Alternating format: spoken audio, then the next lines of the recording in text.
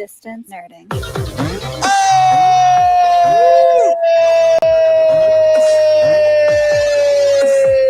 Well, what's up, everybody?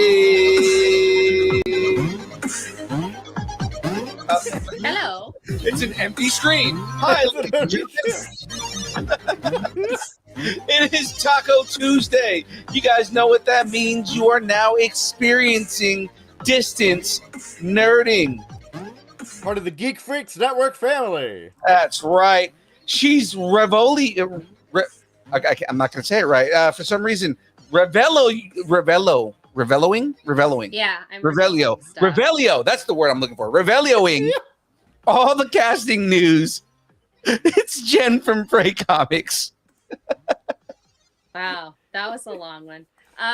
He's too old to be cast as Harry Potter. It's SHDU. Oh yeah. Nope. His right. beard is not existent, and he's invisible. His beard is not existent, so he can't be cast as Dumbledore. It's not Jahmez 5000. It's okay. He's not on screen right now. He'll be here in a moment, but yeah. You know what? This is a great bit. Cast as a Harry Potter spider. Yes. It's young Phil. That's right. And we're here to nerd together. Yay. We're talking anything pop culture, news, movies, music, food, wrestling, comics, whatever you're nerding out on, we want to talk about it. Now, of course, if you are watching on YouTube right now, ladies and gentlemen, hit that like button, hit that subscribe button. Everything you do on YouTube helps us out the most right now. Listen on your favorite podcast app, of course, on Apple, on Spotify. Leave us a review. If you're on Spotify, you can leave us reviews on every episode. If you're on Apple, just leave us a review in general. Just remember, 5 stars helps us so much. Follow us on all the main places on 5 stars. Follow us on all the main places, of course, on Instagram, Facebook, Twitter, Twitch, Threads, Blue Sky, Discord, all at Distance Nerding. And of course, if you would like to shoot us an email, you can email us at distancenerding@aol.com. And don't worry about the hand that is occasionally, coming right on into my Fine. See, yeah, there you go. He's like, there's not enough gain. We need gain. He is. He's adjusting it as I speak. So it's actually literally as you speak. Thing, right? That's right. That's it. It's the thing. He's my tech producer, and so he just comes over and moves around with that one hand and does all of it. It's beautiful to behold. Nice. I like it. Give me 1 second here. I am sending a link to Sandra Betty. There we go.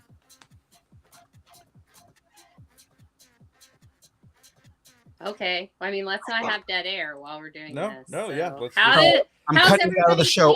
I'm cutting it out of the show after it. That hat. No, we're gonna up every time. These are my hands. That one wasn't.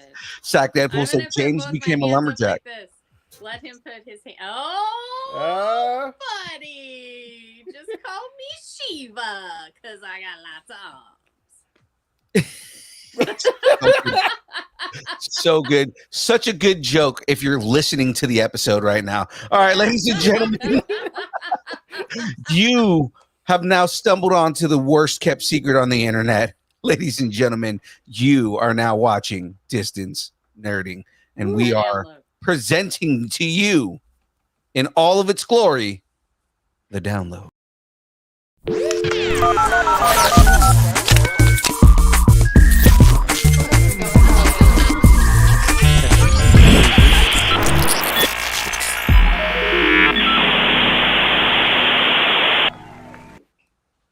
I realized as I was saying it that I was like, I'm saying the wrong name of the show. It's fine. Yeah. Did that not have audio for anyone else, or? I never have audio for it. Oh, really? I usually do. Yeah, I don't.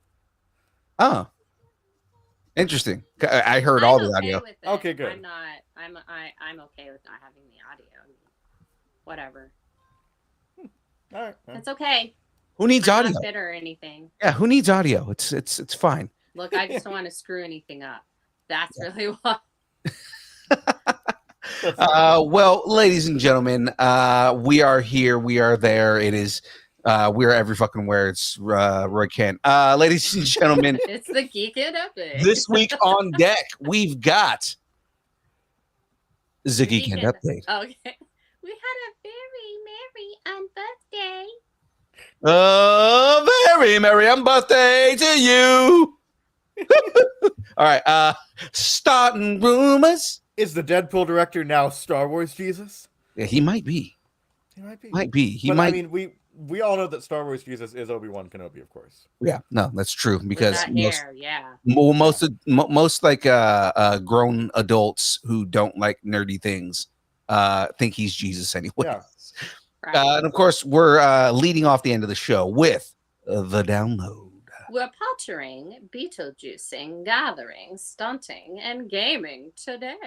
So Oh, much fun things to talk about. But so before many we get names. into all of that and all those things, But first, let me get a shout out. All right, ladies and gentlemen, this show is brought to you by the good folks at Debbie. That's right. Debbie is a brand of energy drinks created to help focus concentration, reaction time with no jitters or crash. Debbie contains no maltodextrin, no sugars, no fillers, no artificial colors or dyes. None of that kind of stuff that's in there. Guys, it is great. It is delicious. They have like 1 million flavors now. Find out more about Debbie at www.debbie.gg and use the code nerding10 to get 10% off your order. It is so good. I drink a lot of it. I'm not drinking any right now because again, I'm on enough caffeine. Don't need much more than that. That's right? clearly, you're not. Clearly. Yeah, exactly. Clearly. Great. Even though Also- I'm still messing up, but it's fine. I always mess up. That's what happens when you're producing and hosting a show at the same That's time. just normal. Exactly. Exactly. Disconcerting is also on Comic-Con Radio. Find Disconcerting and our second show, A Comic Conversation, on comiccon-radio.com/podcasts. I will proceed to try to put it in the chat once again. I always fail at this, but we're gonna see if So copy C, that's what I've done. Control C. You can do it. I did Control C and I'm doing Control V. Okay, Control V, and then Okay, hit the okay. button. Then and then send. And I see it in the chat on the YouTube thing here.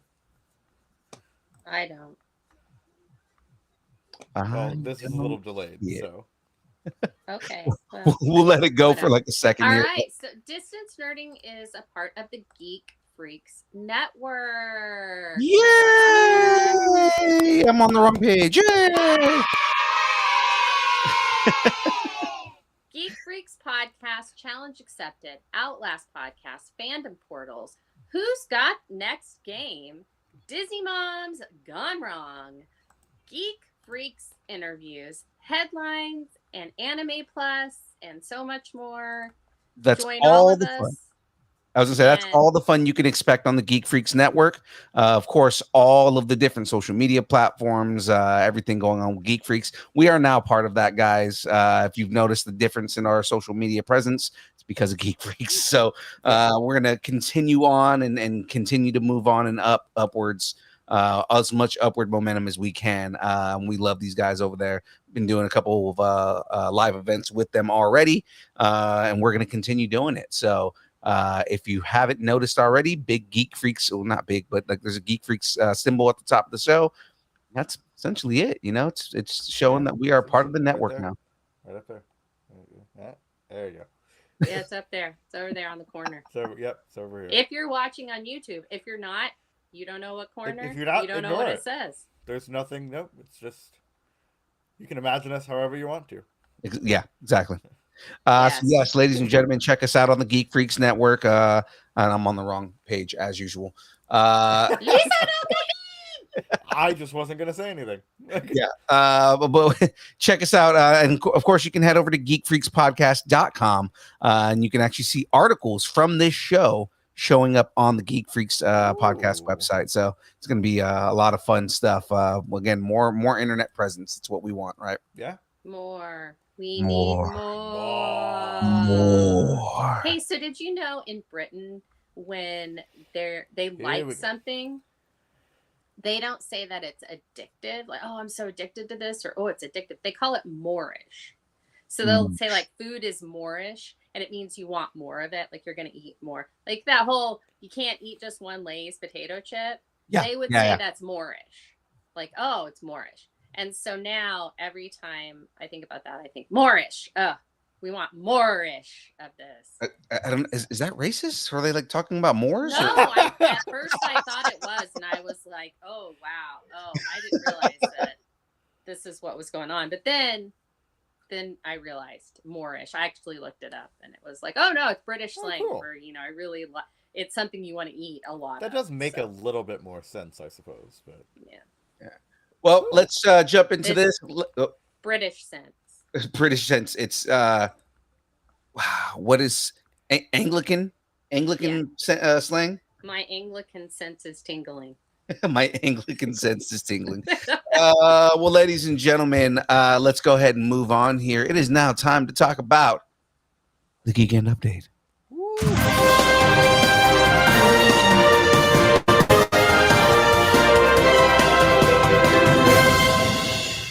Well, ladies, does a really good job on those tests. I know, right?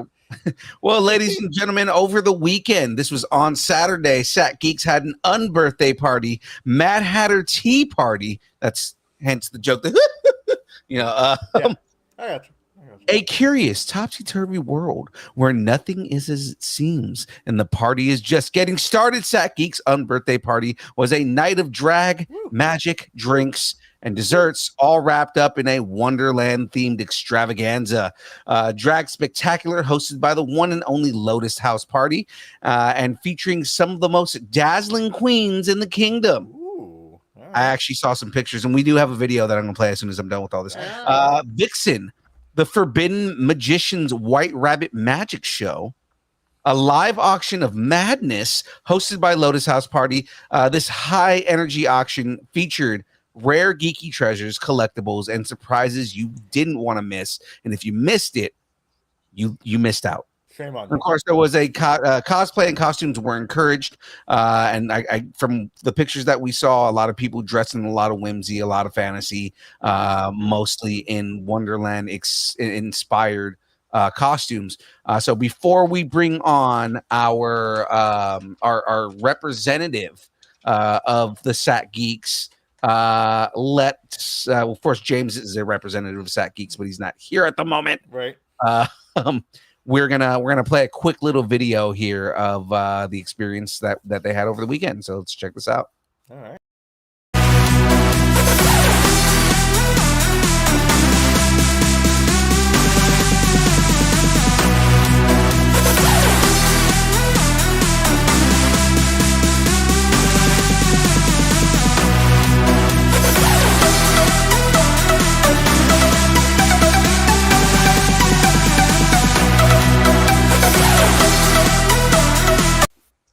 Well, ladies and gentlemen, that was awesome. Here representing Sat Geeks, it is the one, it is the only, is the amazing, and hopefully we don't make her laugh so hard that she snorts across the entire screen. It's Sandra Petty. Hi, everybody. Phil, I already did that last night. I don't think I need to tonight. I'm pretty sure Jackie killed you last night. Yeah, she did. It's pretty funny. It's pretty good. Yeah. So, okay, girl, we got to talk about this birthday party right now. You and me. Just you and me. All Don't listen to these two. Just listen to this one. Okay. All right. So, first of all, loved it. The video was amazing. What was your favorite part of the unbirthday party? The drag show, really, for me. Okay, so I need you to tell me who was the biggest queen, who was the biggest diva, and who do you want to travel the world with and just go ape on every single country? I mean, they were all awesome. Mm-hmm. And I think I'm a little biased with this one because she was Marceline and I cosplay as Marceline. So Oh. I Yeah. believe her name is Amelia Moore. Mm-hmm. Okay. And she was the one who did the Marceline. Now, when they announced her, they said, "Does anyone like Avengers Time?" And out of nowhere, Bruce comes running up next to me to watch to see what it was. And we're like, "Oh, her outfit makes sense now. She's Wow. Marceline." Yeah, that's awesome. So was she like the biggest queen, would you say? No, because there was another one who was actually dressed as the Red Queen. So Okay. Now that would make them the biggest. Yeah. Yeah, no, Yeah, that is that, very like, literal, yeah. That's yeah. like the inception of queens. There. Yeah. Drag queen, red queen. It's a whole queen thing. All right. Queen, Okay. yeah. You know. All right. Who would you want to travel the world with? Oh, that would be our host, Maya, because she is awesome.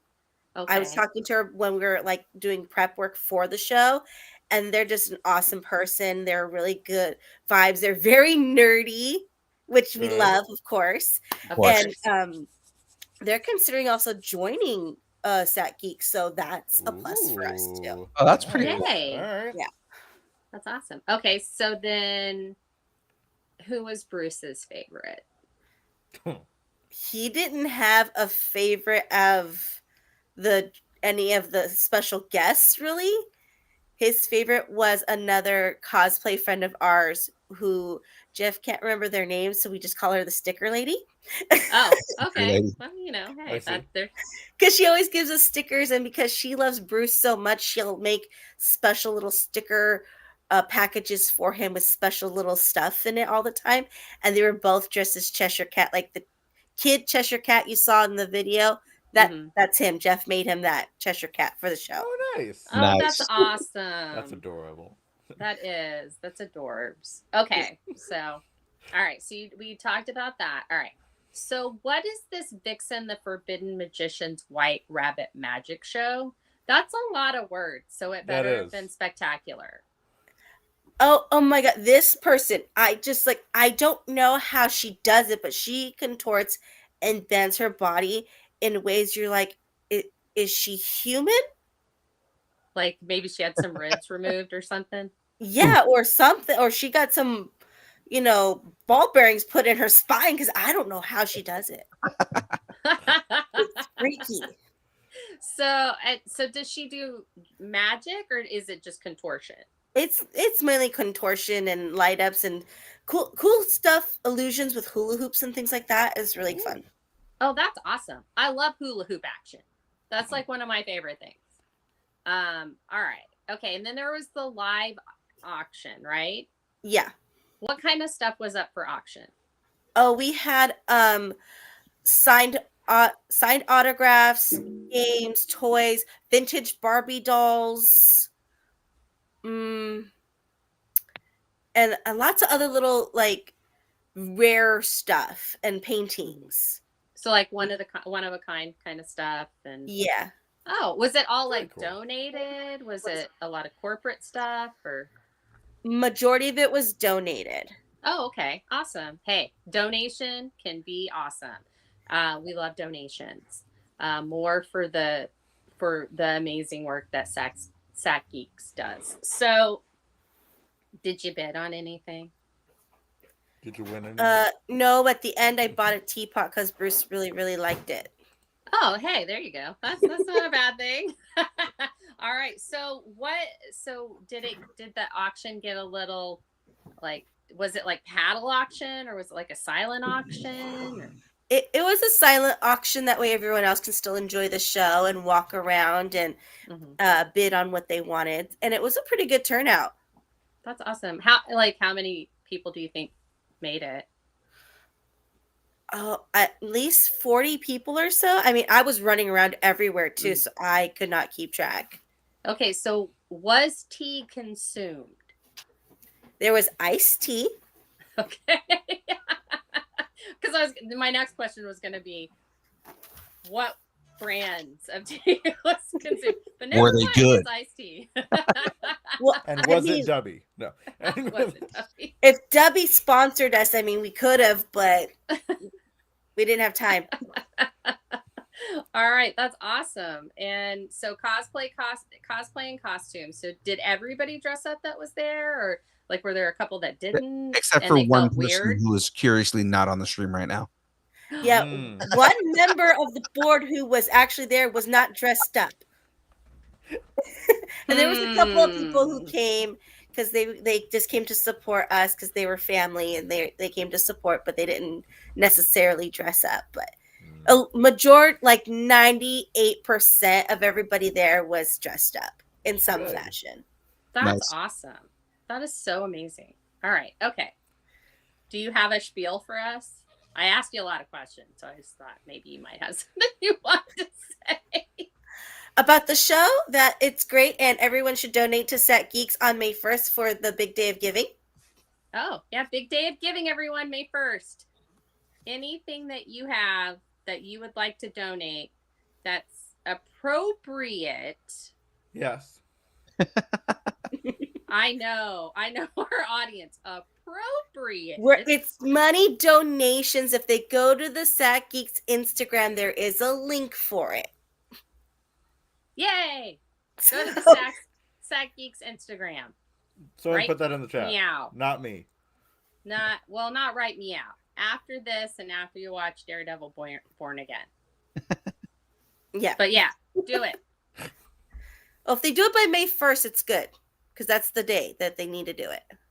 Oh, yeah, absolutely. Hey, there is a thing. It says visit www.instagram.com/sackgeeks for pics and more information. And I bet you can donate there. Yeah, you can't. I'm going to go ahead and post that in the chat right now. Thanks, Phil, for getting that hint. Wink, wink, wink.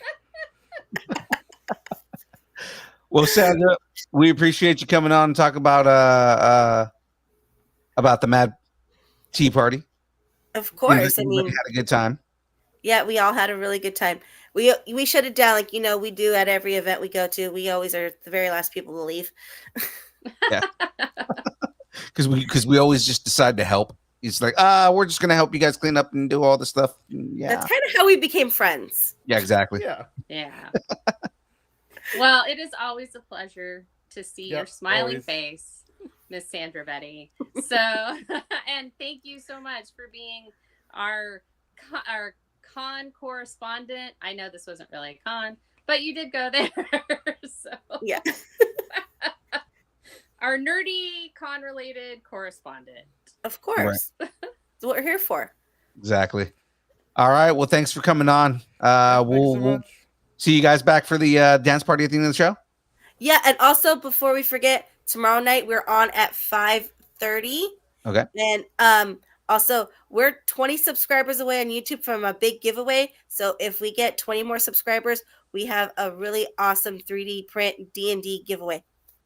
Ooh, there we go. So guys, push that out there. Tell all your friends, especially if you're into cosplay or you're into Comic Cons and things like that. Just fabrication in general. Jeff and Sandra have a really cool stream. They tend to repair and build and do all kinds of fun stuff, getting ready for cons. So check that out, guys. 5:30 at the DeLong Family Cosplay YouTube channel. Awesome. Yeah, great. Like and subscribe. Do it now. All right. All right, Sandra. We'll see you in a little bit. All right. All right. Bye. Bye. So I got to ask James, considering that you were sitting at the ticket booth the entire time, Sorry. what was your Hold on. experience? What was your experience with the Mad And Hatter? we're here to nerd together. Oh. It was a good experience. I got to see a lot of people. Saw Stark's Comic Vault was there. Mhm. I met some people that were at Sundial Bridge Con, and they actually shout out to Sack Deadpool. They're like, yeah, we were in a costume contest, and Sack Deadpool won it. I'm like, you mean Aaron? Like, what? You know him? I'm like, I'm gonna text him. He said that right now. So I got to text him, and he's like, oh, tell him I said hi. So it was super cool. Saw a lot of people. Saw some friends I used to work with. So it was great. It was a good time. I saw a lot of people buying teapots and doing the raffle. Oh my god, the raffle went off. I didn't know there were Eric Bauza autographs. Oh wow, I didn't There realize was- I don't he know had who that Eric is. Bauza autographs either. He's like the voice of Bugs Bunny. He's like He's the voice of Looney like all of Tunes. Looney Tunes, Oh, And- okay. and he's Pinoy. Yeah, I didn't know it was there, and then I was like, oh, okay, let me wrap things up and grab some stuff. I looked down, I'm like, what? Eric? There was like 4 different ones. They were super cool. You should have been there. Should have bid it. You would have bid on it. You would have liked it. No, it was a good time. Everybody had a good time. The drag shows were great. Everybody had such a good time. Mhm. Love it. It's good fight. Good vibes. Good vibes. What did you Good. go as?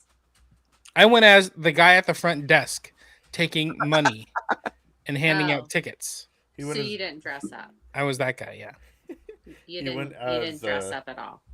he went as James DeMar on a Saturday. hmm I went as the Uh-huh. guy that's gonna get things done, and I did. I was ticket Okay. guy. I was money guy. I was lighting guy. It was Uh-huh. good. Yeah. It was good. Oh, there Yeah. we go. You know what you can do though? You can do all of that in costume. Yeah. They're just Okay. everybody's just gonna continue to give you shit, man. Some of us sweat more than others. Just letting you know, there's a lot of No, sweaty you people. gotta, there. then you Why gotta are wear you like a bringing nice. the amount of sweat that I produce into this? I'm I don't just- know why you do that.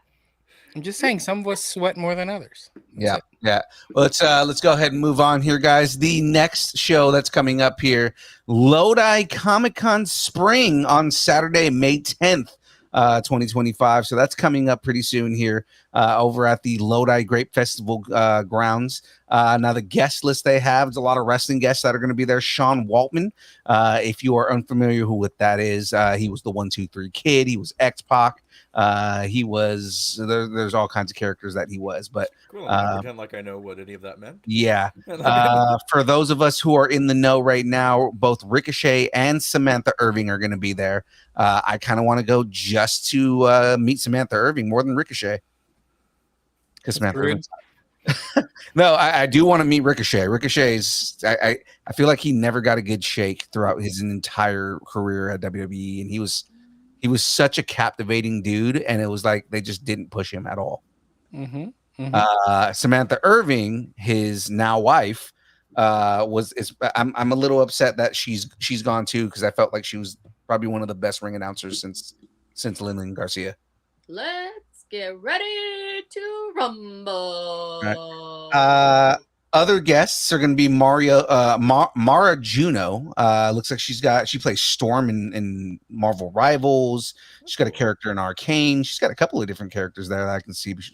She plays Sindel in Mortal Kombat. Nice. Christopher Shawn, who's another voice actor, all kinds of video games and stuff. Irene Bedard, friend of the show, Irene Bedard, the voice of Pocahontas.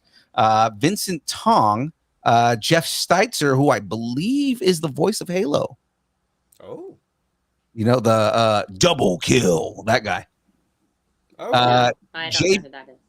JB Blanc, who is Kano in Mortal Kombat, and he's got characters in Arcane. He actually plays a character in League of Legends, the actual game. And then, of course, Jason Spisak, who is also another character actor. He played the Flash in Young Justice, which is pretty Oh, cool. I was cool. gonna say, I think I actually know who he is. Yeah, he also Hey, we found someone Frey new. yeah he also played the Joker in Batman Hush, which was kind of cool. Oh, well. But yeah, so a couple of big actors that are going to be coming. If anybody was excited to see Rikishi, he had to pull out. Rikishi's not going to be at the show. And there's a lot of comic artists that are going to be there as well. What's the URL? The URL, I'm going to put it in the chat here so that everybody can have a link to buy tickets if they would like tickets. But it is LodiComicCon.com. So yes, that is a show to be excited for, ladies and gentlemen. When is the Grape Festival? The Grape Festival? Well, Yeah, 'cause it's it- the 'cause- Lodi Grape yeah. Festival grounds. It's on the When- Grape when's Festival grounds. The actual so, Grape yeah. Festival. Do we know? I don't know. Maybe you should go to LodiComicCon.com and see if we can find out. Good call out, James. So, ladies and gentlemen, moving on. This is the next big show you're going to catch all of us at, which I will disown SHDU if you like weasels his way out of this. Whoa. Hold on. What's If you weasel your way out of this show, I am going to disown you. Ladies and gentlemen, Gem State Comic-Con is coming May 17th and 18th at the Expo Idaho Boise Idaho Center in Boise, Idaho. Massive show, guys. This is our biggest show of the year. Oh my god, the amount of guests that we have coming to this show. Ray Park is going to be there, Darth Maul himself, Bonnie Wright is going to be there, Ginny Weasley, our boy Shawn Gunn. I'm so excited. And whether you're a fan of Guardians of the Galaxy, or you're a fan of just like the MCU, or you're a fan of Gilmore Girls, he's going to be was all of also that. in Angel. He was an angel. Scott Patterson, also from Gilmore Girls, is going to be there. And then, of course, our friends of the show, Brian O'Halloran and Marilyn Gigliotti from Clerks and Clerks 2 are going to be there. That's going to be fun. John St. John, the voice of Duke Nukem, is going to be at that show. Derek Stephen Prince, who he's an anime voice actor, but most notably he plays Golden Retriever. I don't know who that is. But in okay. Dragon Ball Z. Oh wait, what? Damn it, you beat me to it. I looked at. I was waiting to be respectful here. Well, Phil was describing Gem State. Yeah, I also looked at the Lodi Grape Festival. Yeah, it is. Yeah, 11th to 14th. Another friend of the show, Rick Robertson, who's Deborah from Dragon Ball Z, Elise Bowman, another friend of the show, Pan from Dragon Ball Z, and James Pascoe, who is a voice actor best known for Batman. Ooh. Hey! I'm sorry, not a voice actor. Sorry, he's an artist best known for Batman. I was like, hey, that's not right. That's not right. No, not at all. It wasn't at all. No. Cliff Cramp is going to be there. He is a veteran illustrator. He's done some work on Star Wars. So that's another one. Our friend Floyd Sumner is going to be there. William Russell. I mean, so many artists. But a friend of the show, Luis Rivera. Tubi is going to be there. Warren Montgomery. There's so many different people that are going to be there. It just gets bigger and bigger every single. It's a massive show. It really is. You know, so and you know what? The location is also really pretty. Yeah, it is. It is a beautiful location. And they're doing it a little bit later, so it's not going to be like snowy like it was last time. I didn't mind it. I actually was fine with it. I got overheated and walking outside where it was like a brisk 40 degrees with a t-shirt on. Fan-frickin-tastic. That's all I'm going to say. Well, ladies and gentlemen, stay tuned on the show. We will be doing more and more news and announcements for Gem State Comic-Con. So keep your ears peeled. I was gonna say your eyes peeled, but yeah, keep your ears open. And keep your ears pierced. Keep your ears pierced. And listen in for some for all the news from Gem State. So, guys, are we ready to move into this? Can we please do the show now? Yeah. Yes. Yeah. Because we've got a lot to go through. So let's jump into this. Let's get banned in Belarus, because now's a good time to get banned in Belarus. I'm fine with it. Let's do this. It's time to start some rumors.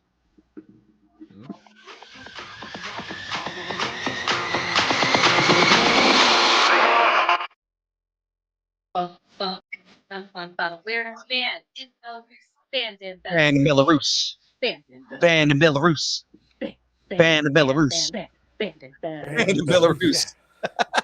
Banned in Belarus. All right, ladies and gentlemen, let's jump into the first story here. Get your clown noses, nerds. It's gonna get good. In reality, who we need to call for this? I need to call Graveyard, because this is one of his favorite movies. So get your special sock out, nerds. It's gonna get good. A new report has surfaced claiming that the classic 80s horror film Killer Klowns from Outer Space might finally be getting a remake treatment. MGM is developing a new take on the cult horror comedy, and none other than Ryan Gosling is reportedly attached as a producer. Neither MGM nor Gosling's team has confirmed the project. So take this one with a big clown nose size grain of salt. That's a big grain of salt. I mean, considering if you've ever seen the movie, it would make sense. Killer Klowns has exploded in popularity over the past decade.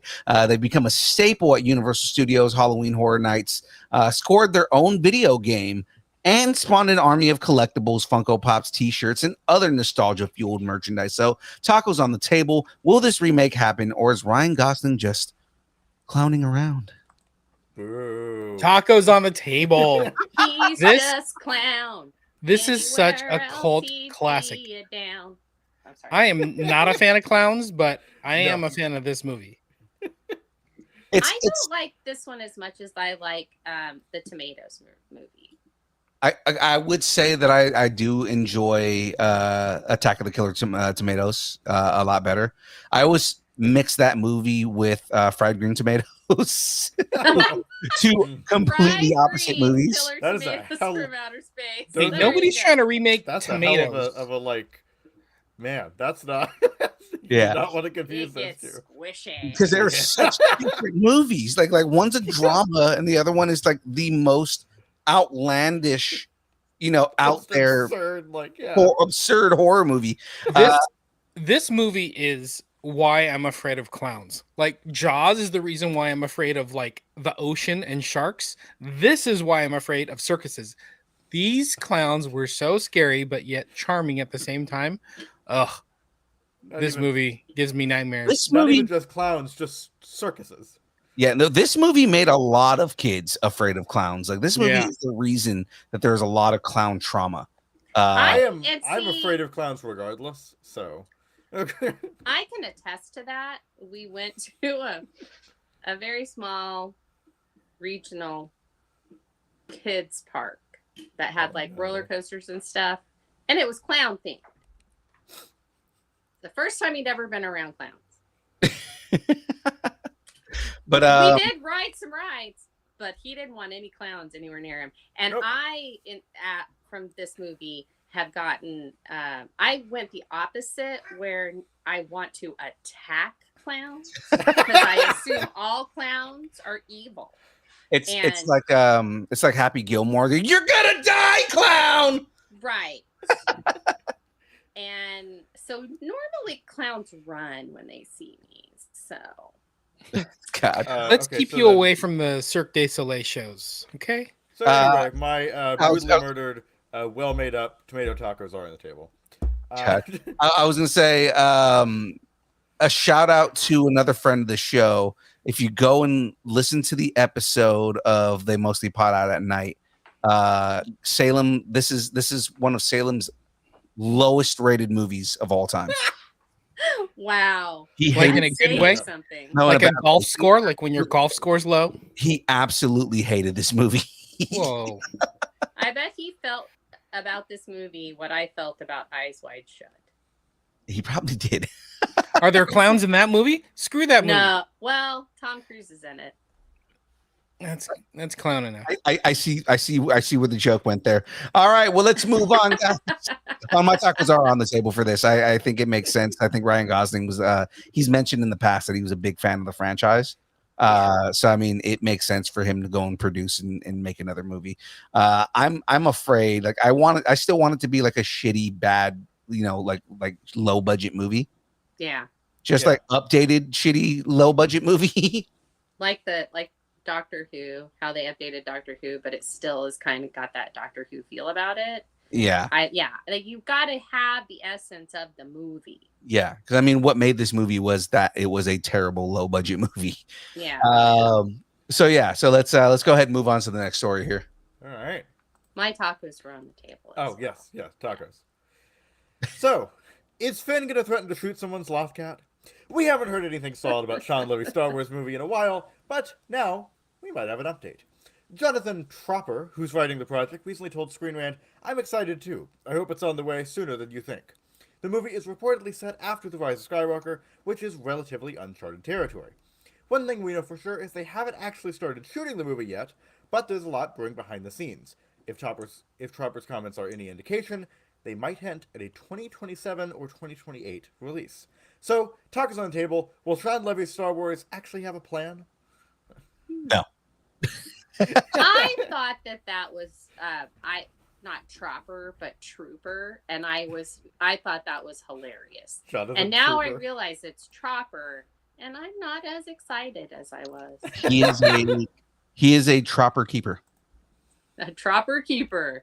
I'm all in. My Tropper Keeper tacos are on the table. I do believe, and my tacos are on the table. I do believe that they're going to fast track Shawn Levy just because he is, as far as Disney goes, he is gold when it comes to what he works on. Oh, yeah. I mean, he took a rated R concept that they thought was not going to perform well and killed it. So Yeah. I do believe he is going to surpass all expectations with this movie. He's kind of got that outside of the box kind of, coming at it from a different angle kind of feel. Like, I feel like James Gunn did that a lot. They remind me of each other, even though they're totally different directors, but they have that kind of, I'm coming at this from a different angle view. Yeah. And I really enjoy that. So I think that he could do a really great job or a really horrible job. And you know what? I'm okay with either. I'm ready. My body is ready for this. Okay. Yeah, my tacos on the table. I think he's going to be able to pull this off. If anybody, the way he pulled Deadpool and Wolverine together and made it connect to the MCU, like, are you kidding me? Let this guy cook. This guy's gonna figure it out. Speaking of cooking, my tacos, like Darth Maul, have been cut in half, but like Deadpool, of course, are regrowing themselves very slowly back to how they were. Your tacos have mechanical spider legs for a season. Yes. right? Well, the leg part. So like, there's like two parts of it, and then there's a whole. Yeah, it's all anyway. We don't a need combo to plate. continue I get this. it. Yeah. Hey, It's Phil. Yeah. How are your tacos doing? Oh, I was the first one to say it. I said my tacos are on the table. Oh. I just was checking in on your tacos, buddy. Yeah, no, my tacos are good. My tacos are We delicious. worry about your tacos. Yeah. You know what tacos I would love? Some Caesarian tacos. Oh yes. That's right. Is this the main man? Lobo? Oh my God, I love Lobo so much. All right, a new photo from the set of Supergirl, Woman of Tomorrow, has been shared online, and it gives us another look at Millie Alcock suited up as the Girl of Steel alongside the mysterious character believed to be Jason Momoa's Lobo. He already said he's Lobo. He said it on Kimmel. He's really excited about it. He said he's been filming scenes. We all know this. That's freaking Jason Momoa. And that's Millie Alcock in that cute little Supergirl thing. But here's what I want to know. Is that a flashback or is it in the actual storyline? Right. Oh, wait. I have a tacos on the... Oh, I don't have a tacos on the table thing. Let me come up with one really quick. Okay. Tacos on the table. Will Lobo eat that tank that's on the screen? Eat that tank. Is the main man gonna frag Supergirl? Right. Will he say, "Bite me, fanboy"? Bite me, fanboy. I can already hear him saying it. Right. Exactly. There is another picture that, like, somebody like doctored one half of it, and but like there's a picture of Momoa on a bike. And we assume, I mean, that's another reason I chose this picture, because this is the one that's actually like out there as a set leak. Yeah. But and you can see her and him both. So I mean, right. It's not, yeah. Yeah. So yeah, I'm excited for this. Just because he fits Lobo so much more than he does Aquaman. Oh yeah. I think every person that was like when he first came into the DCEU, they were like, "Oh wow, oh I wonder who Jason Momoa is playing," and we were all like, "Lobo," and then they went Aquaman, and we went, "What?" Yeah. Right. Like he already looks like Lobo. Like every version of that character, he looks like Lobo. Yeah. And he loves Lobo. Like Yeah. he has all the Lobo comics. So like he's so much Lobo. He's already Lobo without Lobo being Lobo. Like he just like walks around and gives off Lobo energy. Yeah. Yeah. I liked him as James. Aquaman. I liked him as Aquaman. No, I didn't dislike him as Aquaman. I'll give you that. I did like I kind liked of like the twist on the way they did Aquaman. I mean, why would you make a white guy? Sorry for all the white people out there. Why would you make a white guy the king of the sea? And then like how does it not make sense to make a Polynesian the king of the sea? Exactly. Right? Yeah. Or Unless you're a young No. Alan Richson, and then maybe you can play Aquaman. Alan Ritchson is Aquaman. Like he looks like a comic book accurate Aquaman, but he also Right. looks like a comic book Does. accurate every character. Yeah. here we go on the Alan Rickson as Batman thing again. Yeah. Alan the point Ritchson is- Batman. He's Bruce Wayne. Oh my god. soaking wet tacos have been called out of the sea. Soaking wet fish tacos have been called out of the sea, but are now turning into Lobo. They're being cooked with intergalactic grenades. That works. That was a better joke. Yummy. Yeah, Ooh. friggin'. Anyways, so let's go ahead and move on unless anybody else has any The Caesarian tacos. Caesarian tacos. Does anybody else have any comments on Lobo here? No, but you know what? I want me some champions. I mean, Young Avengers. I mean, what? In the not so young Avengers rumors, Hailee Steinfeld has made a big splash as Kate Bishop in the Marvel series Hawkeye. And last time we saw her was the end credit scene of the Marvels when Miss Marvel set out to assemble a team of champions, and she sought out Bishop a la Nick Fury. Steinfeld commented on the rumor of her appearing in Avengers Doomsday. I'm excited about the idea of continuing to grow with a character like Kate, especially in something as huge as the Marvel Cinematic Universe. You get to go back to your family. You get to go back to that little home that then becomes part of this grander picture. I love that character, and I totally understand why she is so loved. Talk is on the table. Will we see Kate get her purple back in Doomsday? Oh, And James is gone. we lost to James. All right. Well, Lost James again. I am 100% on board. No, I don't think she's going to be in Doomsday. I think that there's going to be filler in between, and she ends up in Secret Wars. Oh yeah. Yeah. Just because there's so much going on in Doomsday, it wouldn't make sense to just kind of throw her in there. Right. Unless this is a 4.5-hour movie. I don't think it's going to be. I hope not. My bladder cannot take it. It's going to be Doomsday Part 1 and then Part 2. No. I mean, that's what Secret Wars is supposed to be. No, I know. Yeah. Sack Deadpool saying she will 100% be in Secret Wars, and then Oh yeah. Oh yeah. yeah, she is going to be in Secret Wars. That's that. There's no doubt about that. I think so. I think we're gonna get a lot more of the younger heroes in Secret Wars. Yeah, I think there's way too much going on in Doomsday for them to just kind of like waste Kate Bishop for Doomsday, like thing. Yeah. Yeah, I don't think they're jumping on the Young Avengers just yet. I think Young Avengers are going to show up in Champions. do that. I'm still calling them Young Avengers. That's Yeah. Champions. okay. Champions Man, are you going to played show up quickly. in Secret Wars. The Young Avengers will be in Secret Wars. Champions. Yeah. Apparently without Patriot though, which is weird to me. Yeah. I wonder if they're going to use Secret Wars as like a vehicle to get him in there.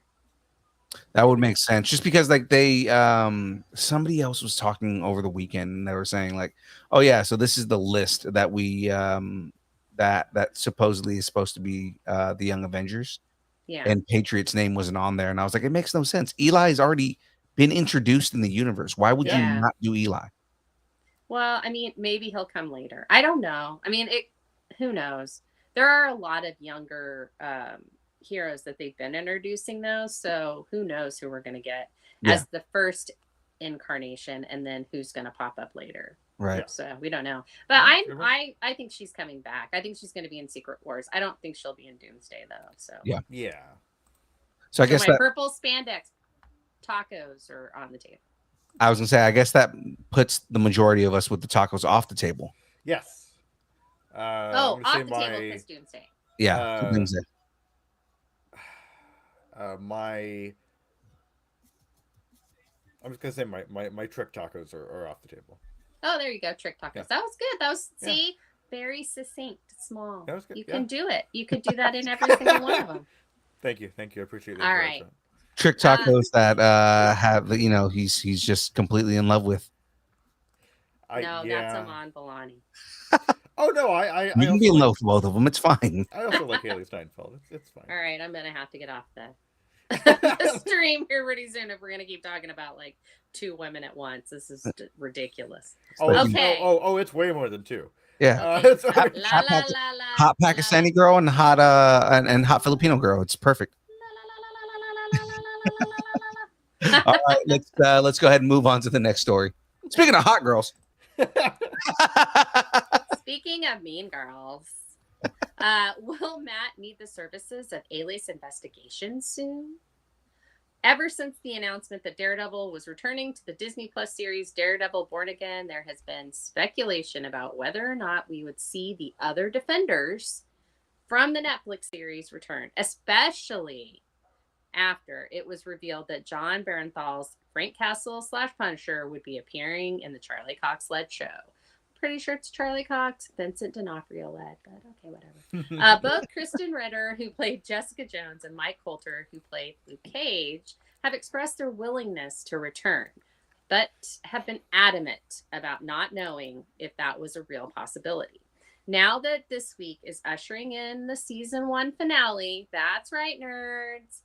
Daredevil Born Again season 1 finale. You can watch it after you watch this. Ritter has amped up rumors again that fans may be able to look forward to her return in season 2 of Daredevil Born Again. The chatter began when Ritter shared a photo of Daredevil actor Charlie Cox reading Ritter's recently released novel, Retreat. The caption in the photo reads, @Krysten Ritter, #nailed it. I mean, I don't know. Maybe he just liked her nails. I know, right? While this doesn't prove anything except for the fact that Charlie Cox is a good friend, maybe it means they are also spending time together on the set of Daredevil Born Again season 2. Tacos on the table. Now, is David Tennant coming back or what?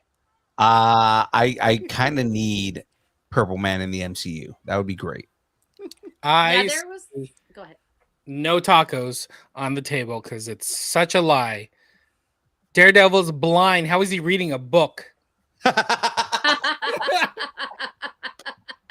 Gotcha. Totally no, actually, okay. So you know how Daredevil would read a book is he can, because of his enhanced senses, he can actually feel the raised letters on the paper.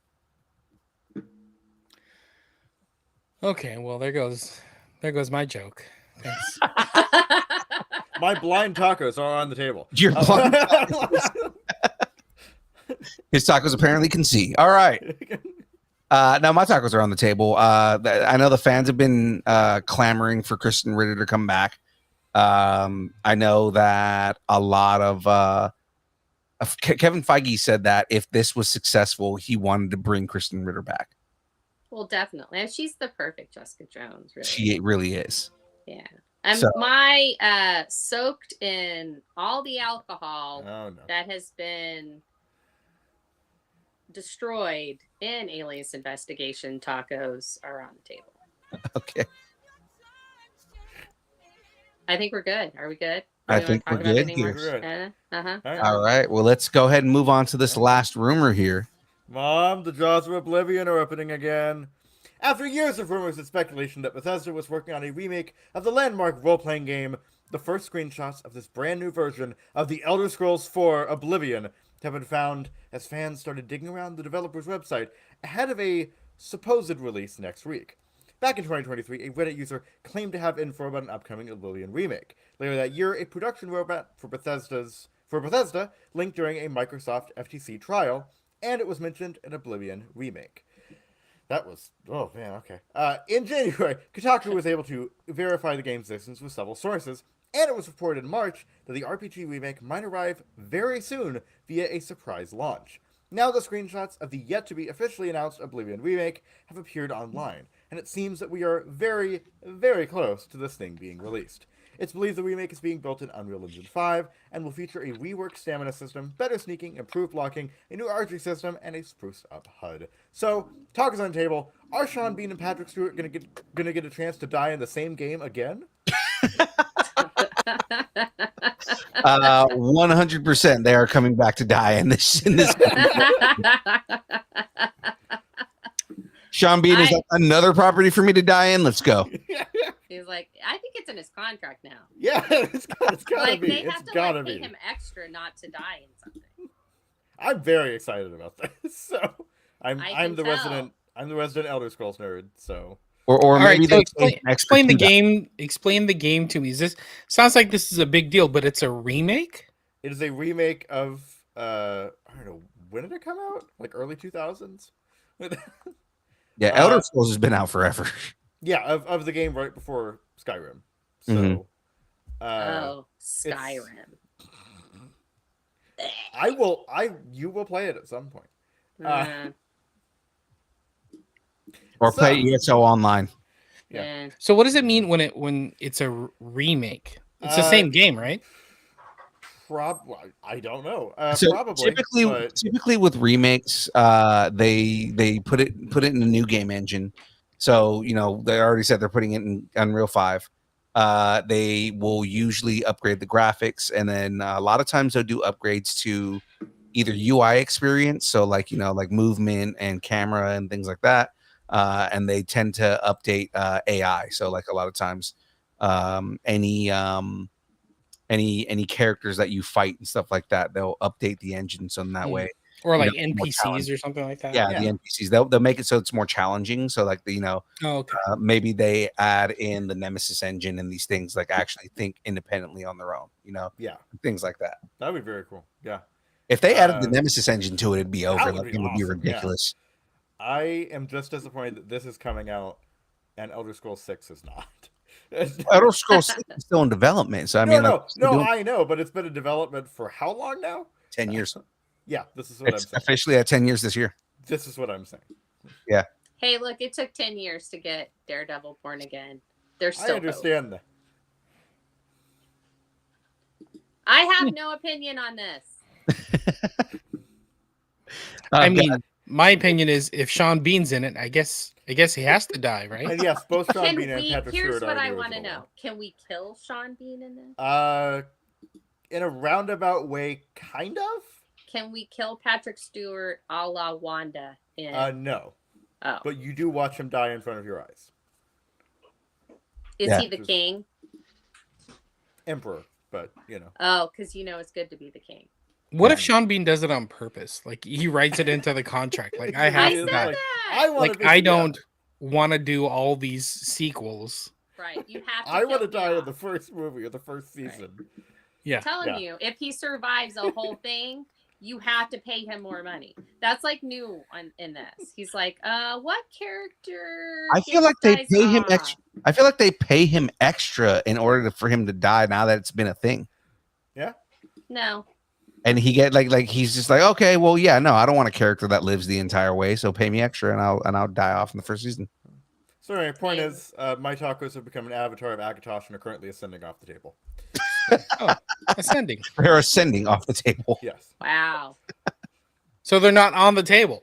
They were on the table, but now they're floating above it.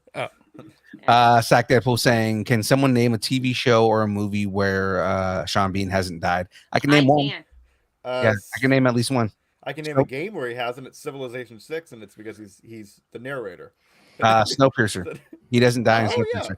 How about this? That's a TV show. I can Mm-hmm. name a movie. Oh, Doesn't he die in Snowpiercer? no, he doesn't. The Yeah, Martian. I think it does. That's a good Oh, point. that's right. He doesn't die in the doesn't Martian. die in the Martian. Because I was anxiety ridden the whole way Just through the that whole movie time. because I assumed he was gonna die, and he was on Earth, so I was like, Yeah. something bad's gonna happen to It's Earth. something like a rocket is going to fall on him or something. Yeah. He was in a room with a huge glass window, and I thought something was going to just throw itself through that window and just impale him. I mean, seriously. Real quick. Did Sean Bean's Wilford die in Snowpiercer season 4, episode 7? The answer is yes. Sean Bean's Wilford died in Snowpiercer episode 4, or episode 7, season 4. But that's also like, Womp womp. wasn't that the last season of the show? He That still doesn't- died. He died. He still died. Yeah, but he survived the entire show though. Wilford died. and Leighton He dies worked in to capture and kill the grunts who tried to take down Snowpiercer's elevator. He died for an elevator. Yeah, but Sean Bean usually dies in either the first episode or in the first season. He doesn't usually last that long. See, he tried it with Snowpiercer. He's like, all right, I'll give it a shot. I'll go a season or two. He He's was like, still the villain. Screw this. He was still the villain in that show. I'm All just saying, The Martian. The Martian Martian. still stands. He made it through that whole freaking movie. That's right. Thanks, Sean Bean, for giving me all that anxiety. Ladies and gentlemen, that is That was a it great for movie. rumors. So let's jump into this, guys. It is now time for the download. Ooh. Let's do this. Wrong one.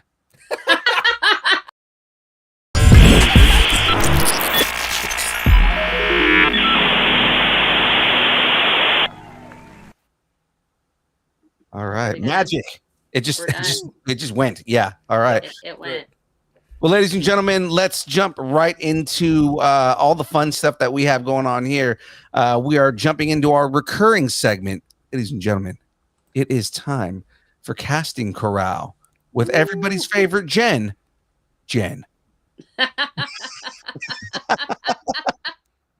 I'm craving for There you some casting news. It's corral time.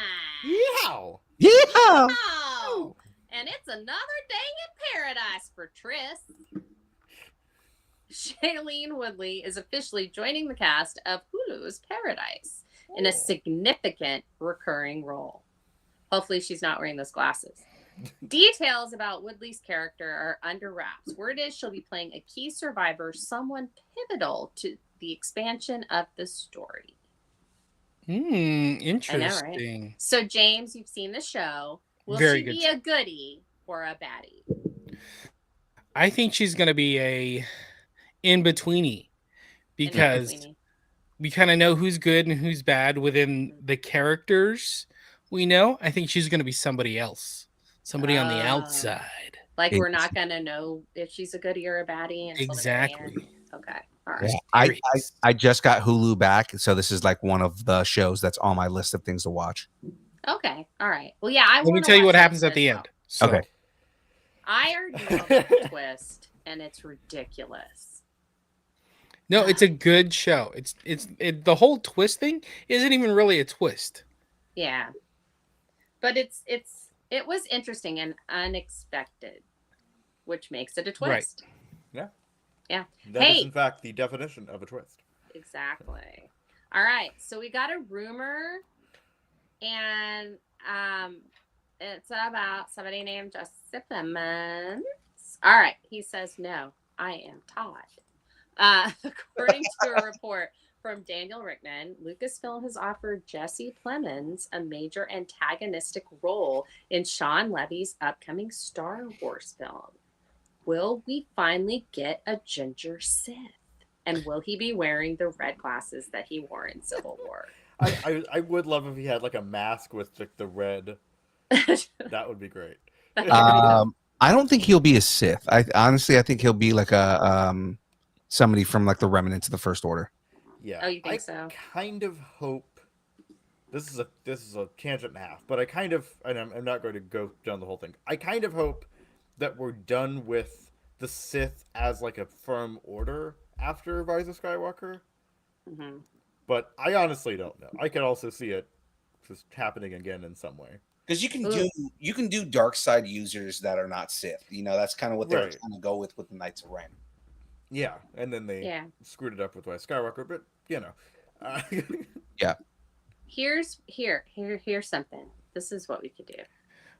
That he could be one of the clones of Emperor Palpatine. Oh wait, no, they already did that. Palpatine wouldn't be a ginger. He wouldn't like clone himself into a ginger. That's Who true. would want to do that? I think Baby, he's the Doctor Who, and they're crossing over. no. You know who he's gonna be? He's gonna be the moisture farmer that buys Uncle Owen's farm, and then he realizes how hot he is on Tatooine. He's like got a layer on the sunblock because there's two suns. Yeah. And then that's where the red sunglasses come in. There you go. All right. Hey. But he's also a ginger, so he's just gonna burn the minute that he walks outside. And then there's going to be another charred body outside the Exactly. Lars farm. No disintegration.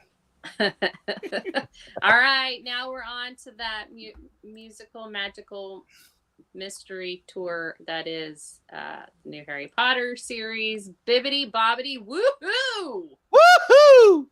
HBO officially revealed the first wave of casting for its Harry Potter series. John Lithgow is gonna be Albus Dumbledore. Janet That's an interesting McTeer. take. Yeah, well, no, I mean, yeah, whatever.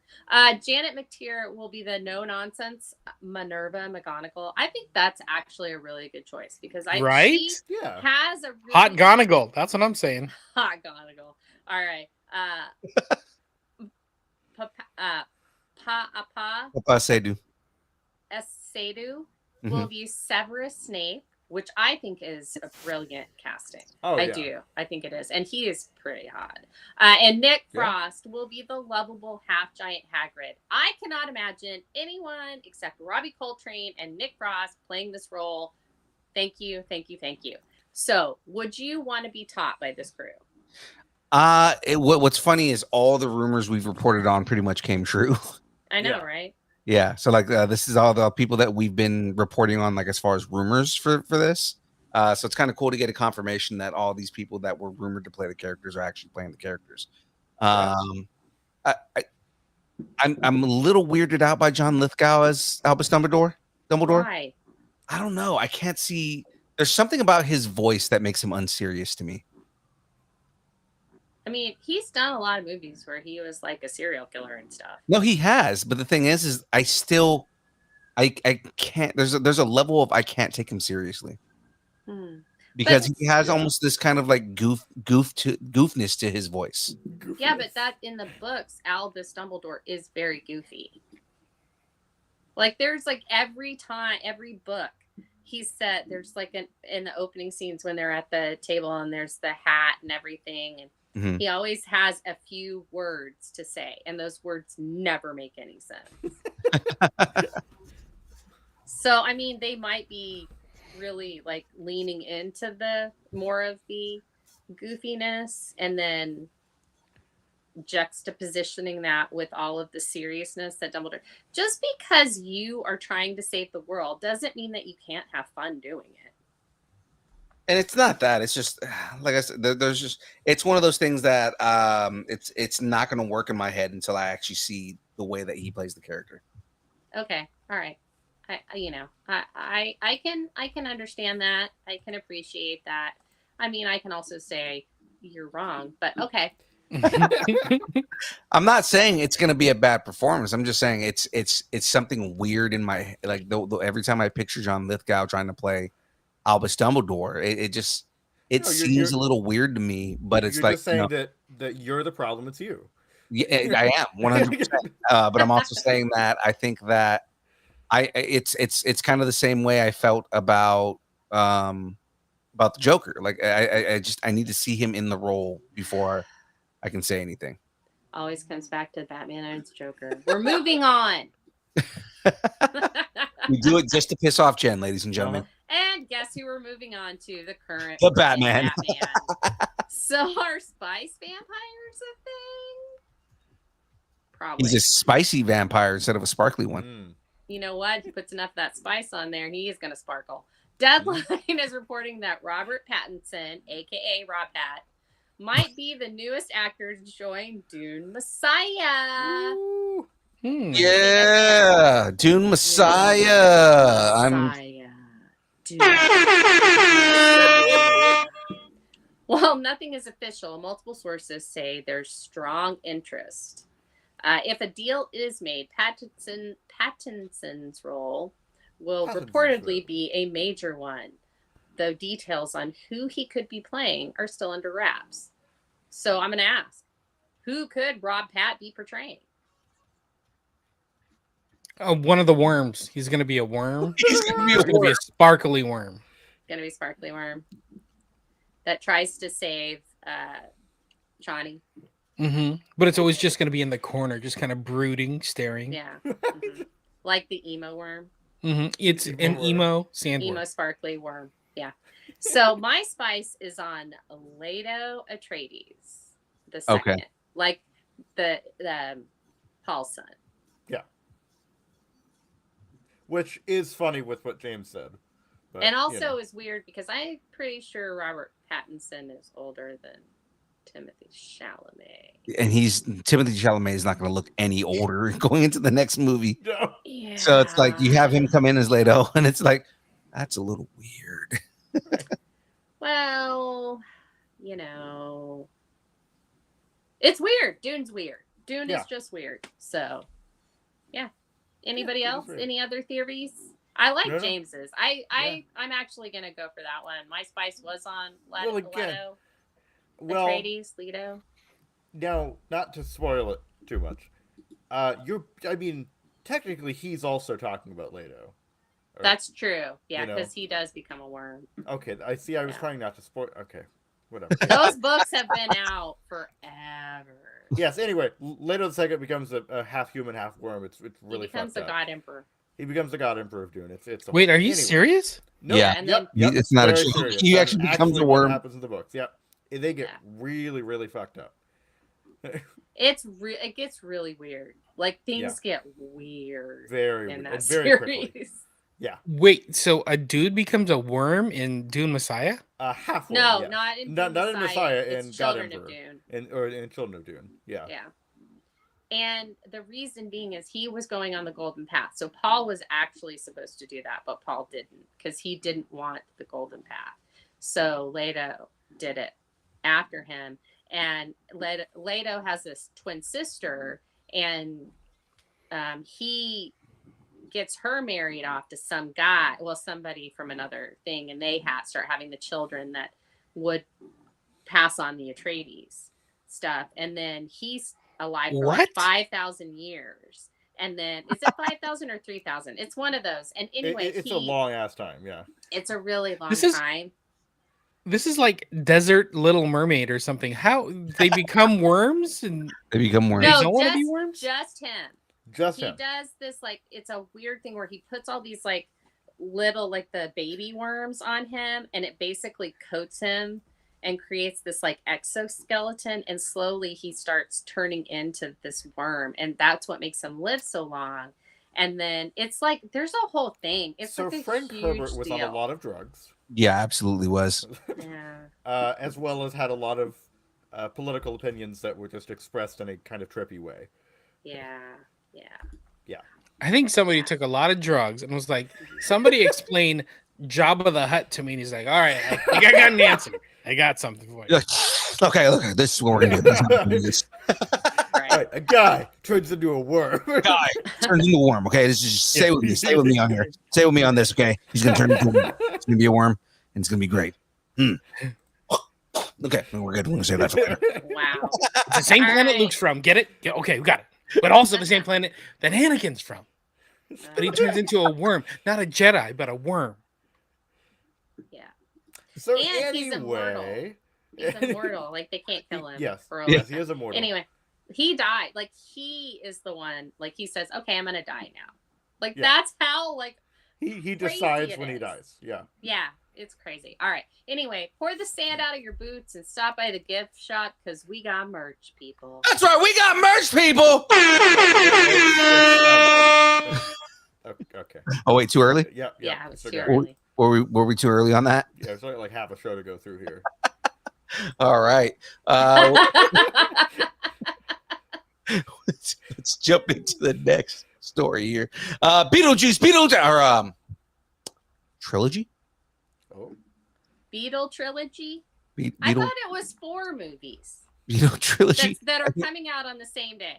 Yeah, I think they're doing another one. So Warner Brothers isn't done with the most following the massive success of Beetlejuice in 2024, which pulled a whopping $451.9 million worldwide on a $100 million budget. damn. Wow. That's a lot of cheddar cheese. It's a lot of cheddar cheese. The studio has officially confirmed that Beetlejuice 3 is in active development. The move is a part of Warner Brothers' larger push to breathe new life into fan favorite IPs. Alongside Beetlejuice, the studio is eyeing updates to The Bodyguard. Yeah, because we need that. The Matrix, we don't need that again. Practical Magic. Don't you Okay, dare say anything why? bad about Practical Magic. You just keep moving on there. Gremlins, which why do we need to ruin that franchise? It's fine the way it is. And The Goonies, I'm actually excited for that one. No showtime for the third Beetlejuice film, but it will be coming soon. So Again, I need to ask, especially David Zaslav, Showtime. is everything okay? no, everything's not okay, especially Should with we the have nurse. an intervention? Especially with the news that I heard about what David Zaslav's doing as of today. I am not excited. I almost don't want to support Warner Brothers anymore with what I heard, but that would move us into a political realm, and I'm not going to do that. So Well, I already have some ideas. So it's worse than you think it is. okay, cool. All right, You know what? Let's move go on. to a different world. Let's move. Yeah. We're gonna need a lot of lands for this one. Hasbro and Legendary are looking to create something big and epic with their live-action adaptation of Magic: The Gathering. And according to Deadline, BlackBerry director Matt Johnson is in talks to direct. Magic: The Gathering was created in 1993, and the card game has since grown into a global fantasy phenomenon with over 50 million fans. There are no dates when we will be gathering magically into theaters. Yeah, you got to tap those lands for man. Yeah. You gotta Yeah. tap those lands, You you know gotta what I'm Just saying? tap them together. Yeah. Tap 'em. Tappy. Yeah, Just tap 'em. Turn them. Tap, Yep. tap, taparoo. Now, did Magic the Gathering, did they ever go like digital? Uh-huh. There Oh, are a yeah. couple different like digital trading card games that are based on Magic. Okay. Yeah, I think But that also there is a Magic: The Gathering like app that is. Yeah, it's just- like an arena. So Yeah. Husby plays it every nice. day. I play it sometimes. He plays So- it every day. I played the one that was on Xbox for a while and played up against Husby and kept beating him. So I just decided to stop. Like, how are you Okay. beating me every time? And then he was so addicted to that. He was so Moorish on that he So Moorish. that he would log into mine and play mine, and then guys would hit on him thinking he was me. It became a weird thing, and he'd be like, "Oh, they're hitting on me again," and I'm like, "Well, you know, they like the Frey girl." He was like, it's We don't weird. kink shame. We don't kink shame here. It could be a thing he's into. Yeah. Anyway. Anywho. We Anyway, do pig shame here because look out, pigs, we're coming for you. Paramount Animation has announced that the animated sequel to the Angry Birds movie 3, the studio has always had this date on hold in its comscore for a family event film. The previous 2 films were released by Sony and grossed a combined $500 million at the global box office. Wow. I didn't know Angry Birds was still a thing. Angry Birds 3 sees voice cast members Jason Sudeikis, Josh Gad, Rachel Bloom, and Danny McBride reprise their roles.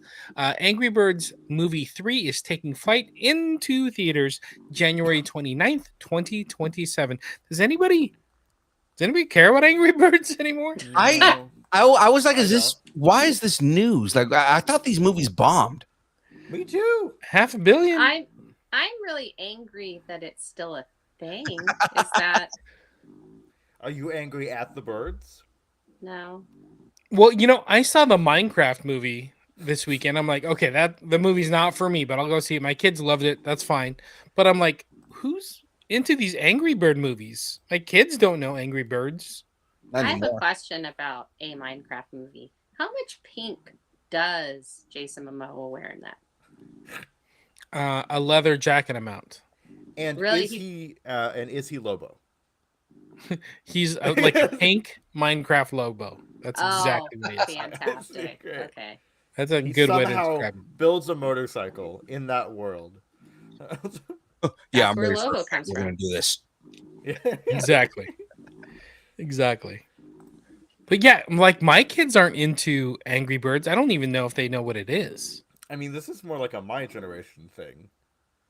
Oh yeah. Really. Yeah. So, and we don't care. So Your generation doesn't really care about a lot. So no, we don't. Yeah, we don't give a shit. So it's Yeah. not like I just think So- Angry Birds is in this weird realm of like the time and the internet. It's like, okay, everything's behind us. We're moving forward I now. think if I had to psychoanalyze this a little bit, I think that this is like the Emoji Movie. God's help Oh us. God.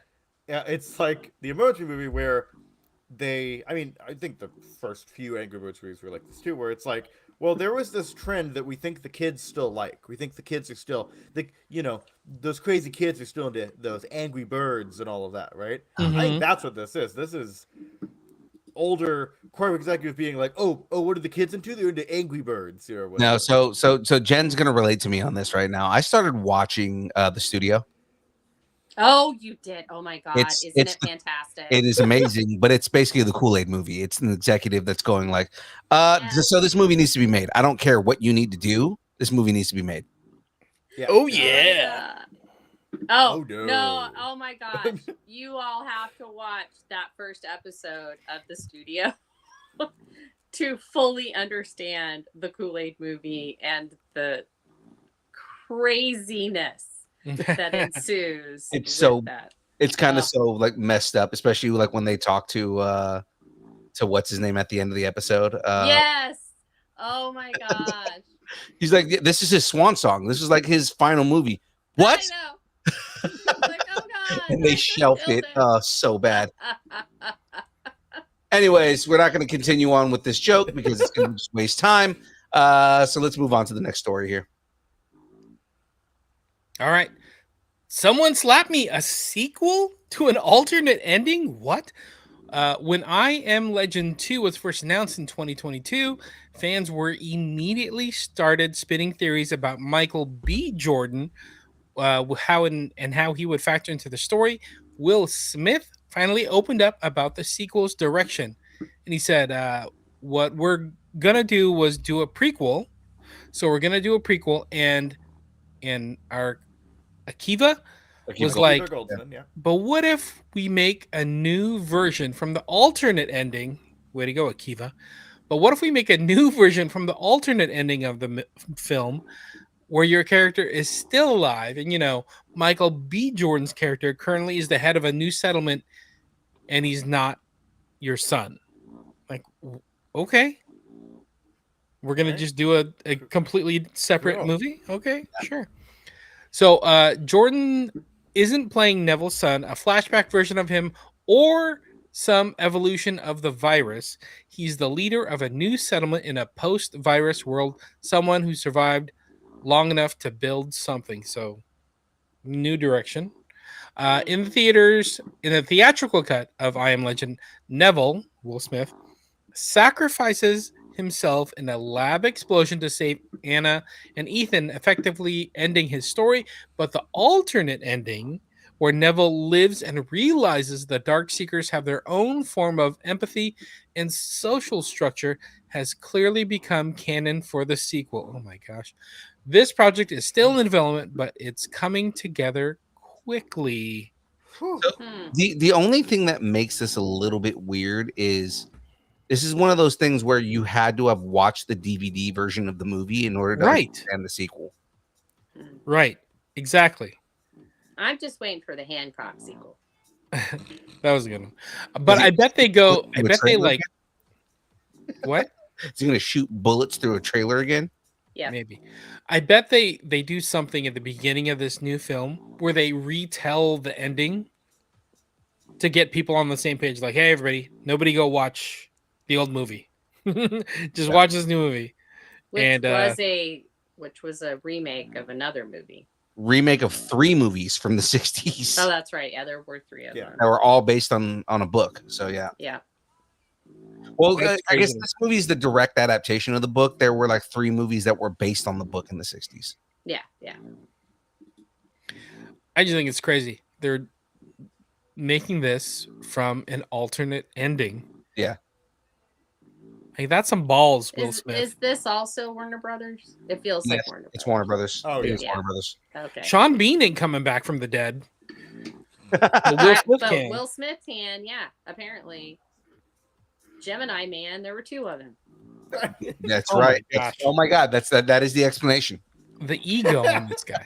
That is the explanation. It's Gemini Man 3 because the first one, the Gemini Man was Gemini Man, and then the sequel to that was I Am Legend, and then now I Am Legend 2 is the 3rd movie in the series. There you go. Let's just confuse the shit out of everybody. Yeah. It's Speaking called of the sequels. What the Fuck? This movie is called What the Fuck is Happening Right Now? And why the fuck am I watching this? Exactly. The shit. Speaking of sequels, Michael B. Jordan plays the role of the guy who gets slapped by Will Smith. Wow. Hey, All right, hey, nobody's hey. slapping. Nobody's Keep my slapping Michael B. keep Jordan. my wife's name out your motherfucking mouth. I want more sequel news. Somehow all right. Neville has returned. Somehow, Love it. it's the wrong Neville. It's not the Neville that everybody wants to return. Right. We wanted Once the upon a dog. Right. Once upon a time in sequel news, as we covered Netflix. Wait a minute. Hold on. I've got.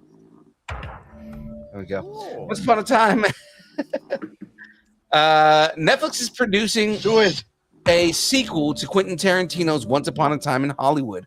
Brad Pitt will return to play Cliff Booth, and the Don't- Brad Pitt. the Brad Pitt, Brad Pitt. the Brad Pitt. There can be only one. The Brad Pitt is coming back. The Brad Pitt wants to play Cliff Booth.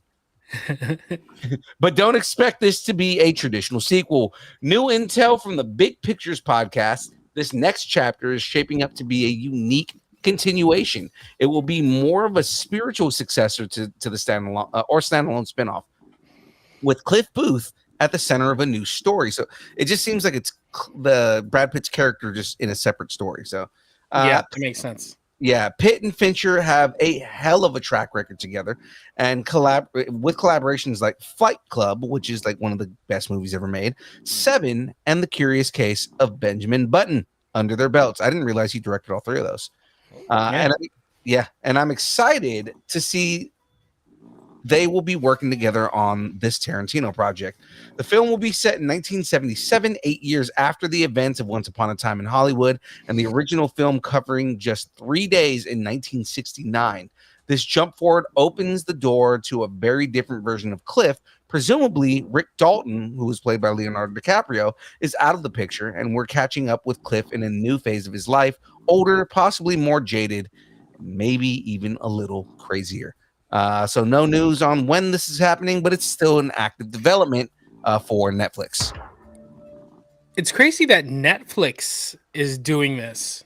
I think they paid like $20 million for the rights to do this. I guess that's where the Leo money went. They're like, hey, we can't afford Leo anymore. We just paid $20 million just to get this on our platform. So sorry, Leo. I do like this idea though. I'm more open to it, hearing that it's basically like a character that's in this universe it's like a different story regarding that character, but isn't tied necessarily to Once Upon a Time in Hollywood. Mm-hmm. Mm-hmm. I kind of like the idea of that. Like let's flesh out this universe, explore it out a little bit more. We'll tell a story just about this one character. Yeah. I like it. Or Man, see I like what hope- he can get into, all the hijinks he can get into. I just like it. hope that, Brad Pitt makes something of himself one day. I hope that guy gets bigger roles. Right. He could be a big star if he really puts his mind to it. Yeah, if he really tried, he really. could be, he could be a big movie star. date some of the hottest women in Hollywood, he could do that. He could do the Robert Redford biopic. Right. He might be a 7 if you worked out a little bit. Maybe. Mhm. He might be a 7 if you work out a little bit. He could even go on a mythic quest. Oh, I see what you did there.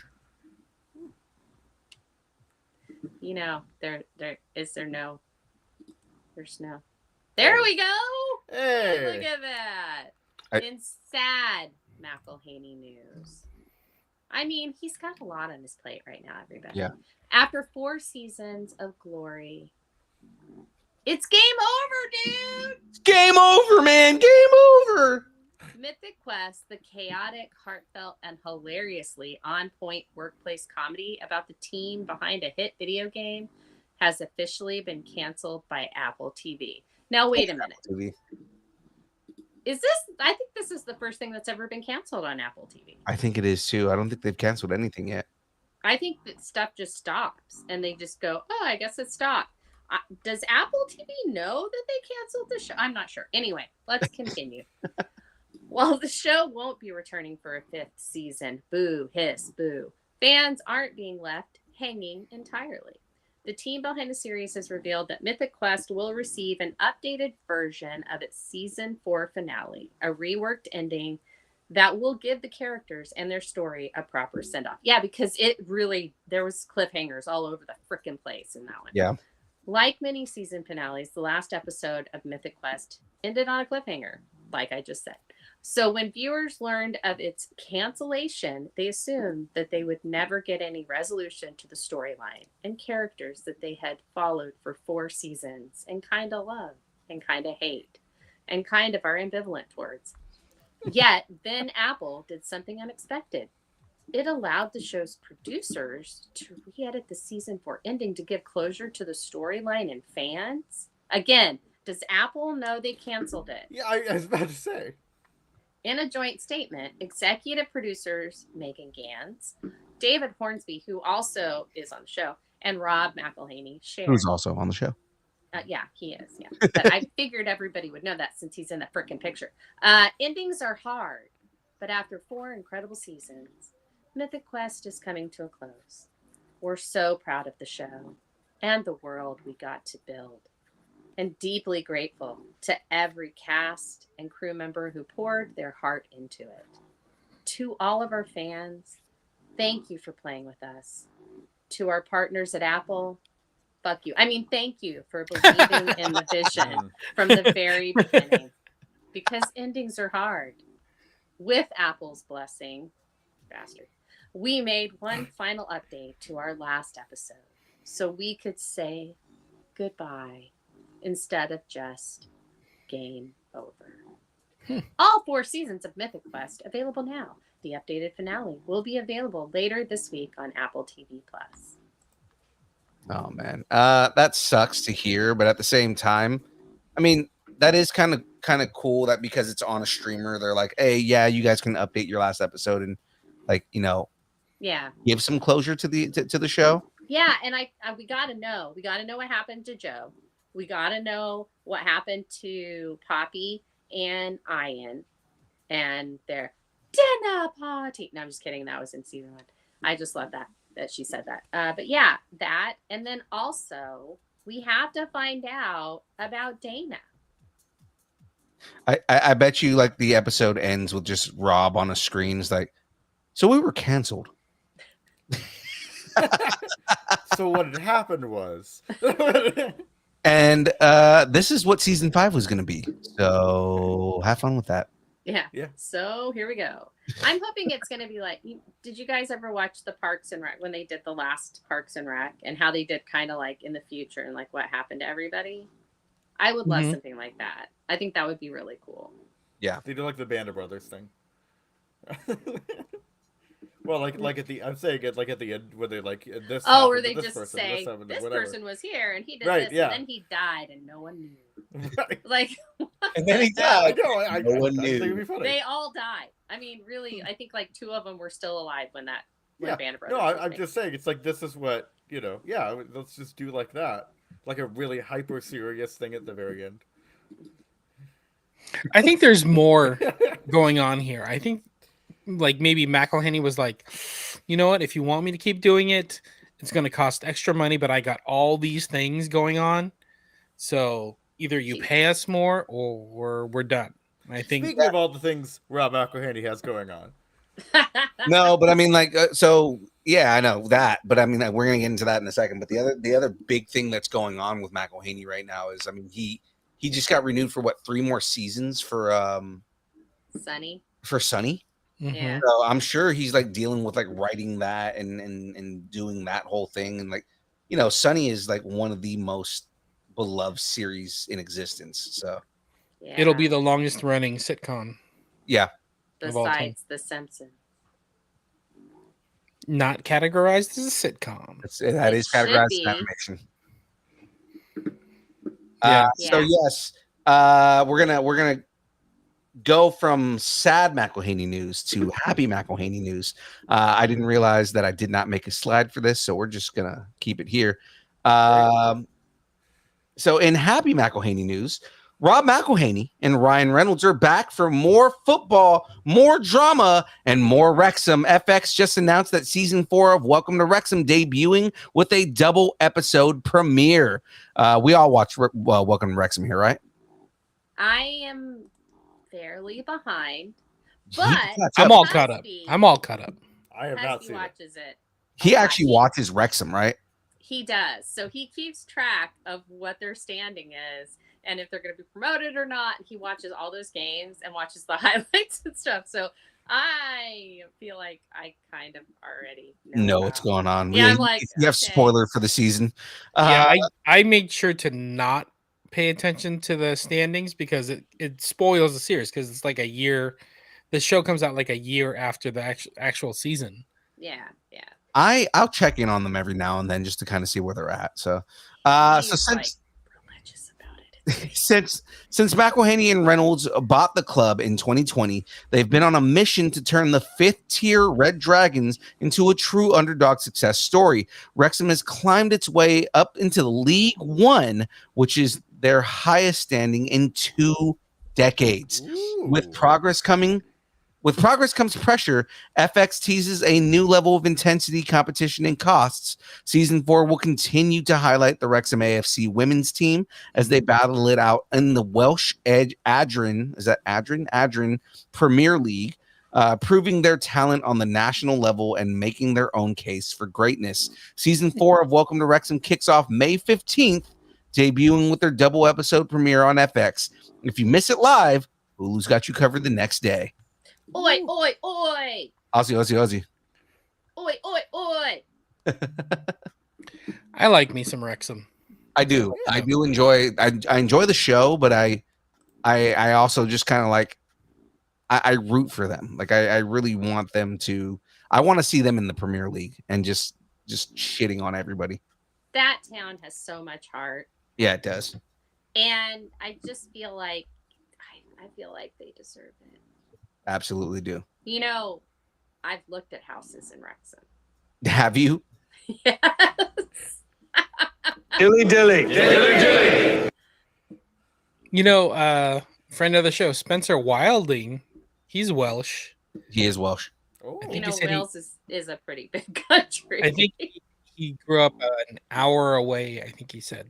Yeah, he said he grew an hour outside of Wrexham. That's like cool. Sal. Yeah. An hour No, I think he's north. I think he was. north. I think he said he was closer to the English border. Oh, okay. All right. Cool. I know where Wales is. Do you all know where Wales is? It's on an island. No, it's not. No, it's well, not. I mean, I guess is. technically it is. Yeah. Take that, huh? Gotcha all. Oh my Anyway. Yeah. All right. Well, let's continue on here. SHDU, you got this. I hate to be a not so fun guy. Or fun guy. God. Oh my Season gosh. 2 of The Last of Us just launched, and Boo. HBO is already locking in Season 3. This early renewal speaks volumes about HBO's confidence in the series. Showrunner Craig Mazin and series co-creator Neil Druckmann released a joint statement about the Season 3 news. The story of Part 2, like the first game, is more than a season's worth of television. With great pride in our cast and crew, HBO has graciously agreed to renew the show for a third season. We are thrilled to be able to continue the story of Ellie and Abby. They don't There's- sound like that at all. Yeah, Neither that's one not- of them. It's not anybody's voice.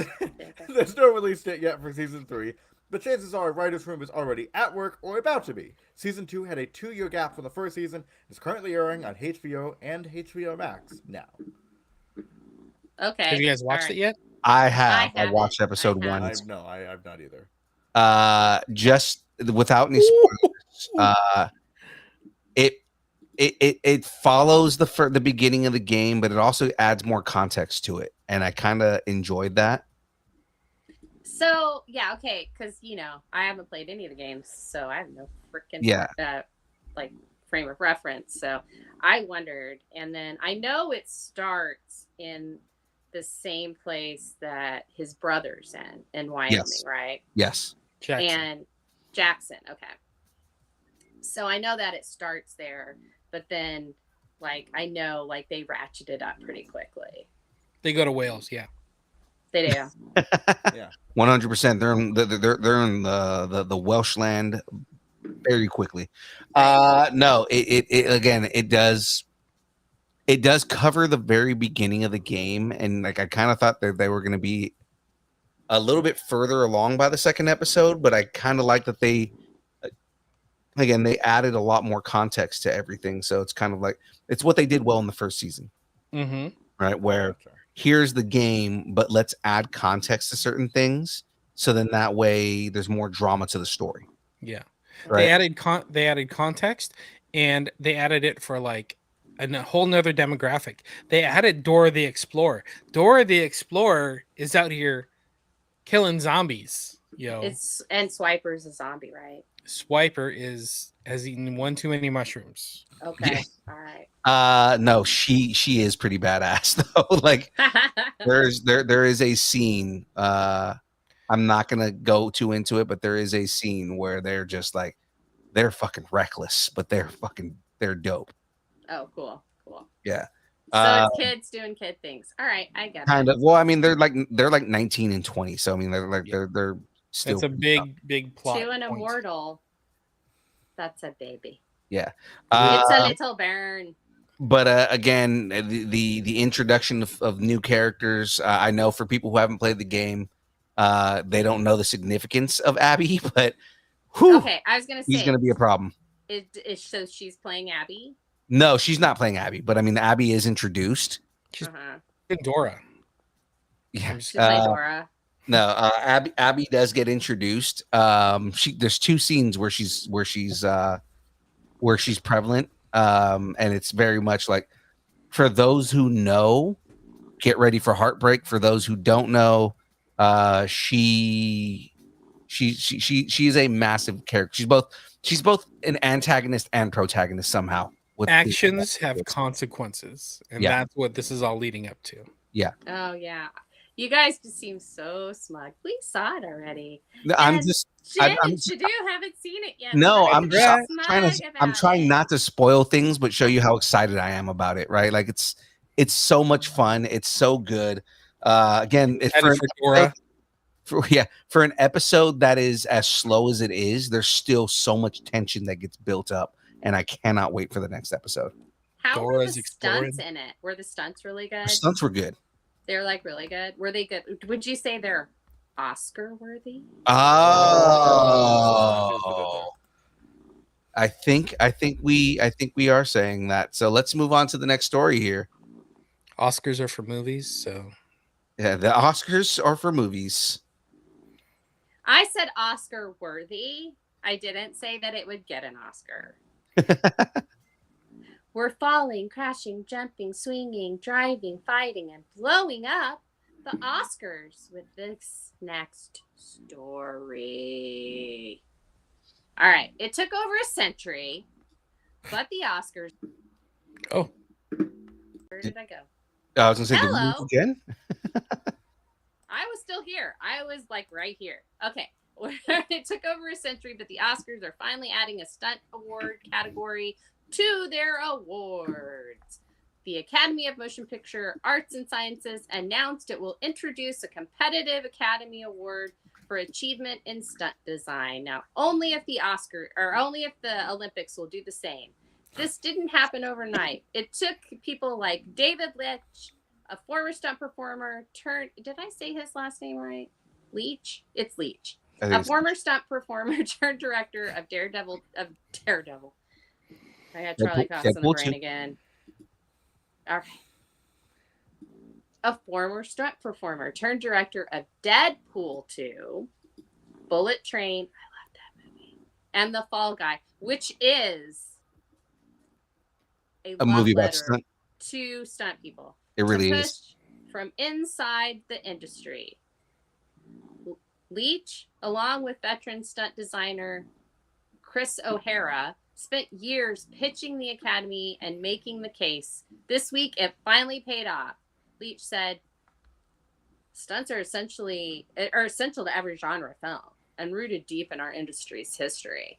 From the groundbreaking work of early pioneers like Buster Keaton, Harold Lloyd, and Charlie Chaplin, to the inspiring artistry of today's stunt designers, coordinators, performers, and choreographers.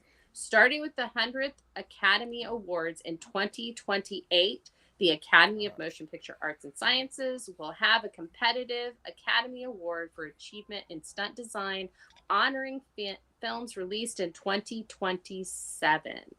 And you know what? I think it is well past time that we have that. I actually thought we already did. And I thought they did them at the non-broadcast ones because I don't pay attention to those awards. Yeah, and God, 2028. Yeah. Yeah.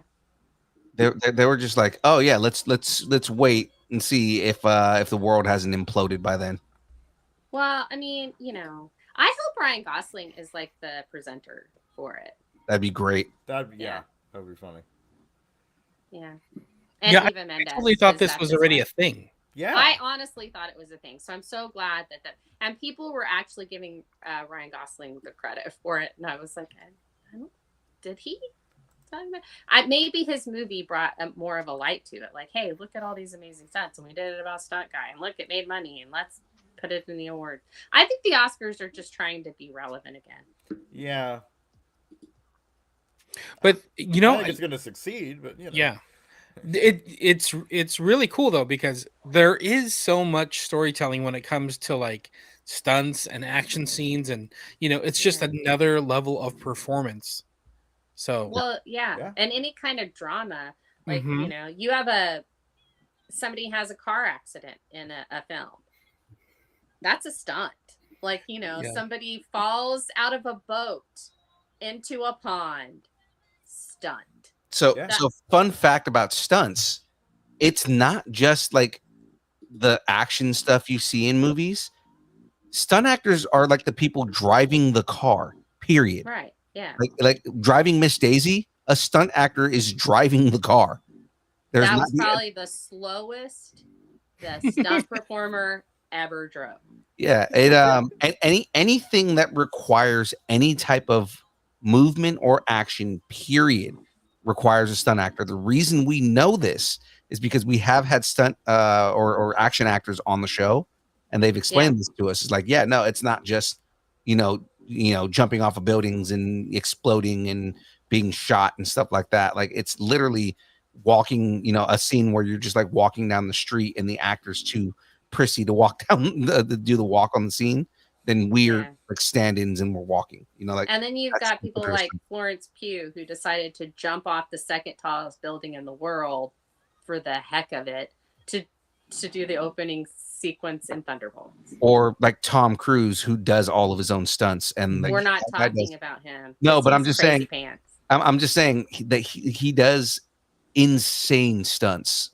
Considering how old he is, he still does crazy stunts. Yeah. Well, just think about like, this is like stunt performing is really where movies are made. Like, think about the number of people that it takes to pull these stunts off. It's not just the stunt actors, but it's everybody behind the scenes. You have a coordinator, you have and they have to rehearse it like for weeks to get it right. It is massive amounts of energy, time, and if they do it wrong, people could be seriously injured. So The one that blows my mind is I think it was either the fourth or the fifth Mission Impossible movie, the one where he's climbing down the side of the Burj Khalifa.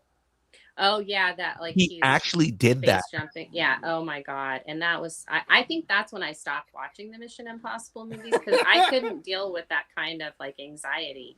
Yeah, like he actually bouldered up the side. So if you guys are unfamiliar with rock climbing, bouldering is climbing without a harness. Yeah. So he actually bouldered or up the side of the Burj Khalifa. They had to have a crew there to catch him in case he fell. But he actually like climbed up the side of the building with no harness, and it's like that's insane. Yeah. Yeah. Yeah. Yep. Yeah. It's a little uncalled for. Oscars. Finally, you're finally deciding to do this. Finally. I think we're done with News Boosh. We Well, are. So speaking let's of large, tall things. We got to do the download now. yeah. Yeah. So let's move into this next story here. That's what I'm saying. Speaking of large, tall things. Who's doing Is the anyone story? that? I think this is a James. Oh, you're not going to do an intro thing? Okay, cool. Godzilla is getting atomed up. Godzilla is getting atomed up. Atomed up. Atomic, so like atomed up. Take two. Godzilla is getting atomed up. I can't say it. I'm trying to justify it. After the monstrous success of Godzilla -1, Toho has officially gone full beast mode with their future plans for the King of Monsters. According to Bloomberg, the Japanese studio is dropping nearly $1 billion in expanding Godzilla's global footprint. Godzilla's global footprint. Across film, gaming, merchandise, and more. That's a full-blown kaiju conquest. Oh, that was good. About 500 million is earmarked for content development, which includes live-action films, animation, and mobile games. Another million podcast. Godzilla's going to get his own podcast. That's exactly what we need. He'll Great. be interviewing. I would like to apologize for Tokyo. Rodan, and another 100 million will be fueled themed attractions. Interesting. Merch and video games. They're also putting serious firepower behind the sequel to Godzilla -1. The investment blitz comes out of nowhere thanks to Godzilla -1 and its related projects. Toho just had its biggest financial year ever, raking in over $2 billion in 2024, with the studio approaching its 100th anniversary in 2032. Toho is now aiming to boost sales by 10 to 30% over the next several years. Basically, they're building a massive Godzilla-sized future. Interesting. Ooh. Wow, they're going all in. His footprint is already pretty big, so it probably won't take that much to make it a bigger footprint. DeLonge, my joke, for the record, was that the podcast will be called the Joe Rodan Experience, but Joe Rodan. Okay. It's not bad. I like that one. The Joe Rodan Experience. Okay. There you go. And then the introduction is just and Godzuki. That sounded more like Godzuki. Something like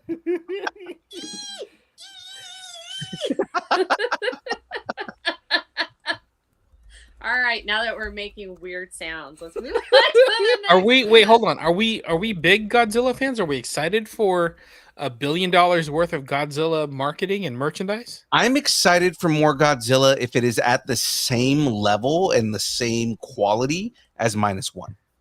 Does that mean it's going to be Godzilla 0 Or -2? or -2? That's a prequel though, because that's lower than. Yeah, that's why Whatever. I said 0. And does that mean he's going to be sugar free and caffeine free? There's the marketing pitch. That's You're gonna partner Godzilla has gone vegan. Godzilla- with Coke Zero now or with maybe Pepsi Zero. now with no sugar and no caffeine, we're basically letting you drink water. Zero sugar. It's Godzilla. Zero sugar. But it's Cherry water flavored that will poison Godzilla. you. Cherry flavored Godzilla.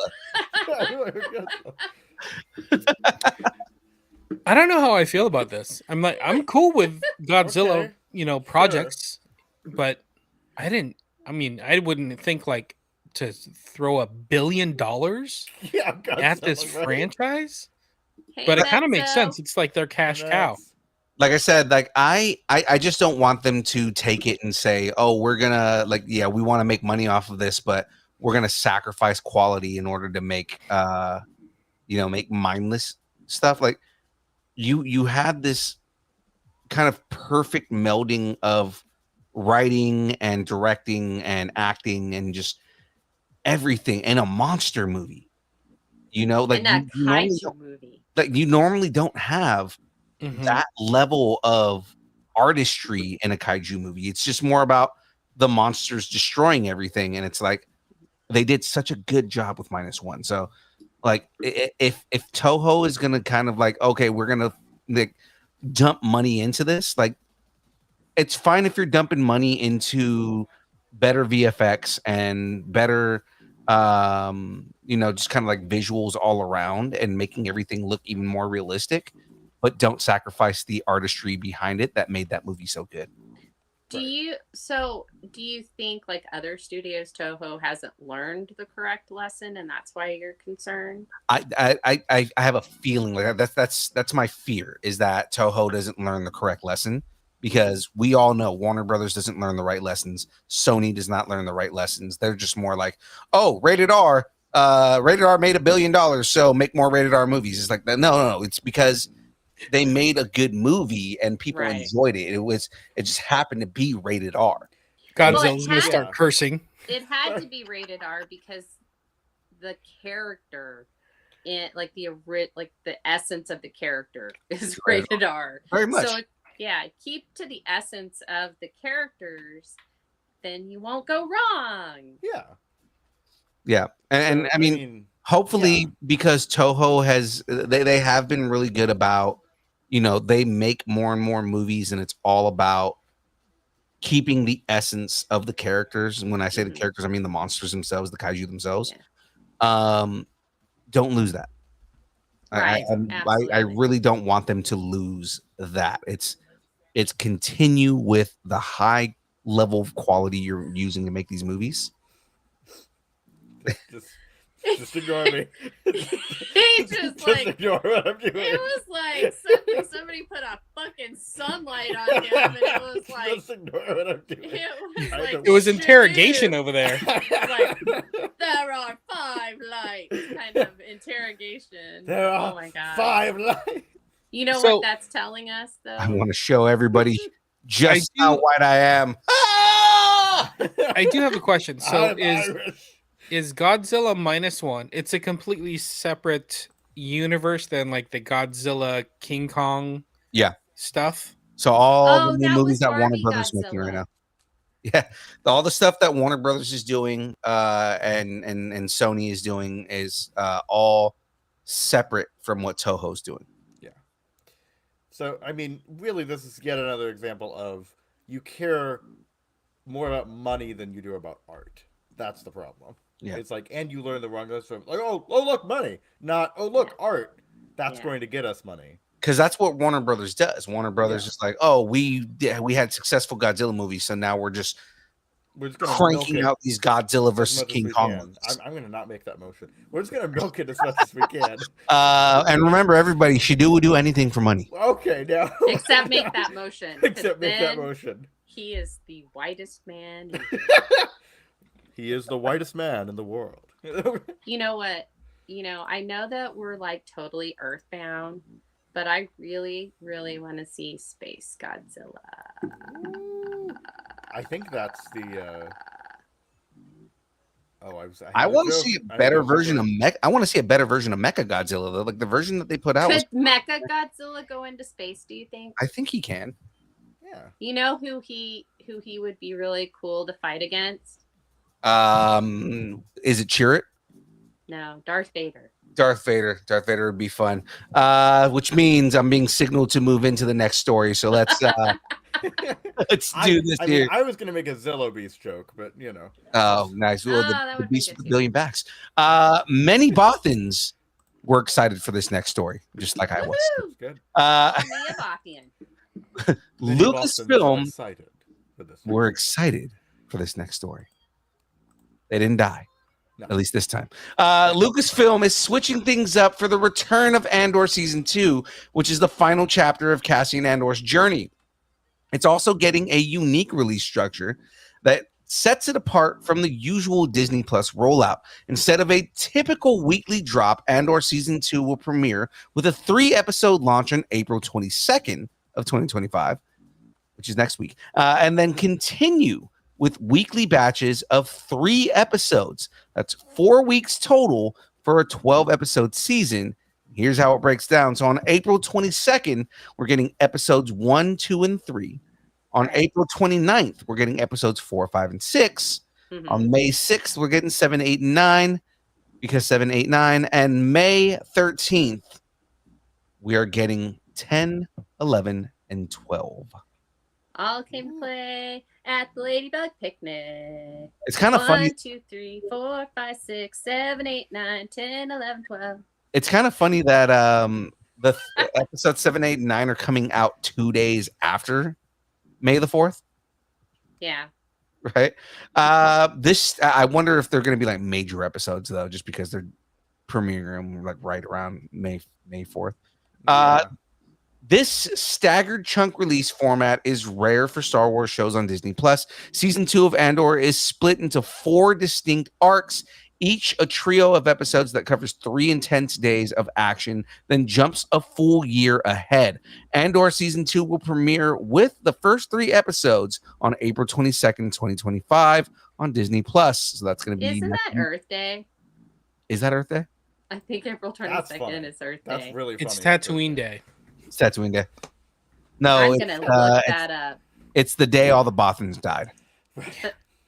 Which, for the Not the record, day the music happens. died. That's the Happens- Return of the Jedi. I was going to say it happens in the third movie. I know. I get Well, well, really, it's the 6th movie.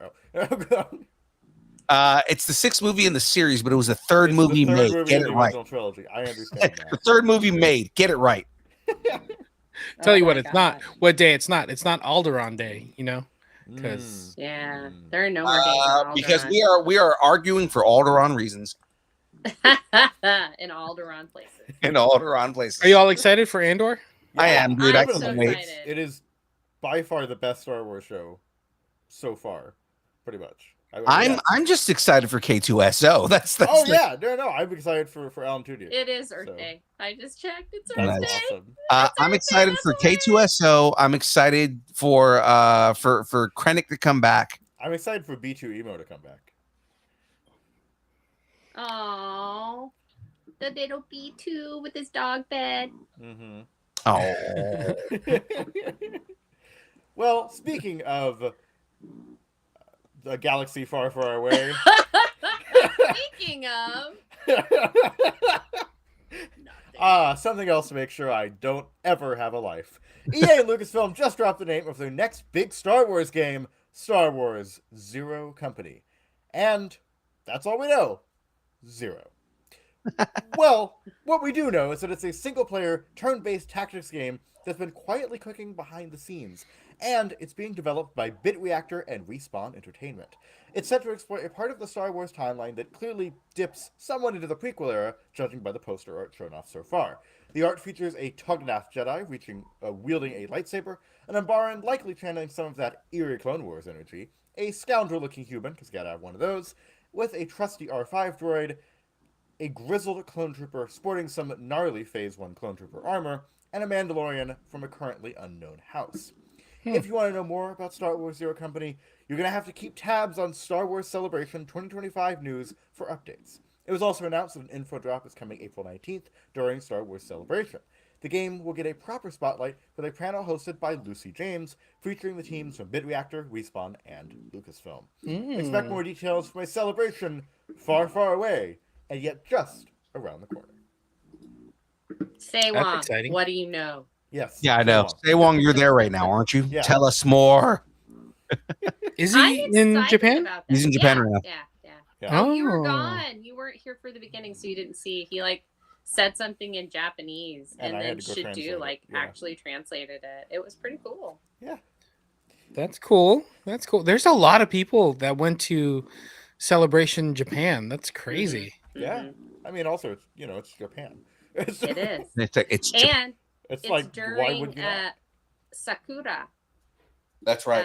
Yeah, is. so it's beautiful there right Yeah. now, and especially All like it's in Tokyo, so he's like that's exactly All the the cherry perfect trees are place for that. blossoming. Yeah. It's like right in the middle of Sakura. It's I'm really excited about this because it's a single player turn-based tactics game, which means I can play it because I don't play those freaking online bullshit. Well, okay, so Respawn, that's what they've been kind of really good about is making single player Star Wars games. Like, because remember they're also the ones behind all the Survivor games. Oh, Yes. okay. Yeah, absolutely. So- Hey, there, James has a little guest. It is. And I So is it a say child? little because she's standing up and she's quite short. So I assume little. They just called you short. Oh, the scowl that we. Why would you call me short? I'm sure you're very tall for your age. Mm. Young. Yeah.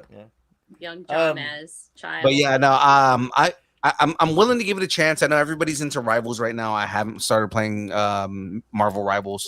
I And have. I know that's a turn-based game. Everybody loves that. I don't think Oh yeah, I was that's gonna have not- somebody explain the game turn-based game. I don't know what that is. So If it's- turn-based So- tactical games are going to be like you go into a fight, or like think Final Fantasy. Like you go into a fight, and you choose what you want to do. You attack, and then it gives the opponent a chance to attack. And basically, you guys take turns fighting until somebody wins. I'm hoping this is like Star Wars Baldur's Gate. That's what I'm hoping. I'm hoping it's more like Coder. Oh yeah, Because that's a Coder good was point, a actually. turn-based game as It well. was. It was Yeah, it was. turn-based. Yeah. Okay. No, I yeah. would love something like that, like done now and not back Yeah. then. Yeah. Isn't there a game like that?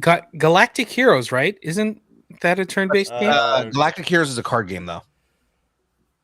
Galaxy of Heroes is what you're talking about. That's not a card game. That's one of those, like, you collect different characters and then there's teams and stuff. That's Oh, so that's it's like not that? Marvel Strike Force. Yeah. It's very It's like similar that. to that. No, it's not that. Yeah, no, it's very similar to that. Oh, okay. Yeah. So, I'm pretty sure there is a Star Wars card game somewhere. Yeah, somewhere. You Or- know or what, yeah. though? You know what I know there is? I know, especially right now, there is. And I mentioned it earlier in the casting crowd. We know got there's merch merch people! people. Yeah, Hey! we got merch, people.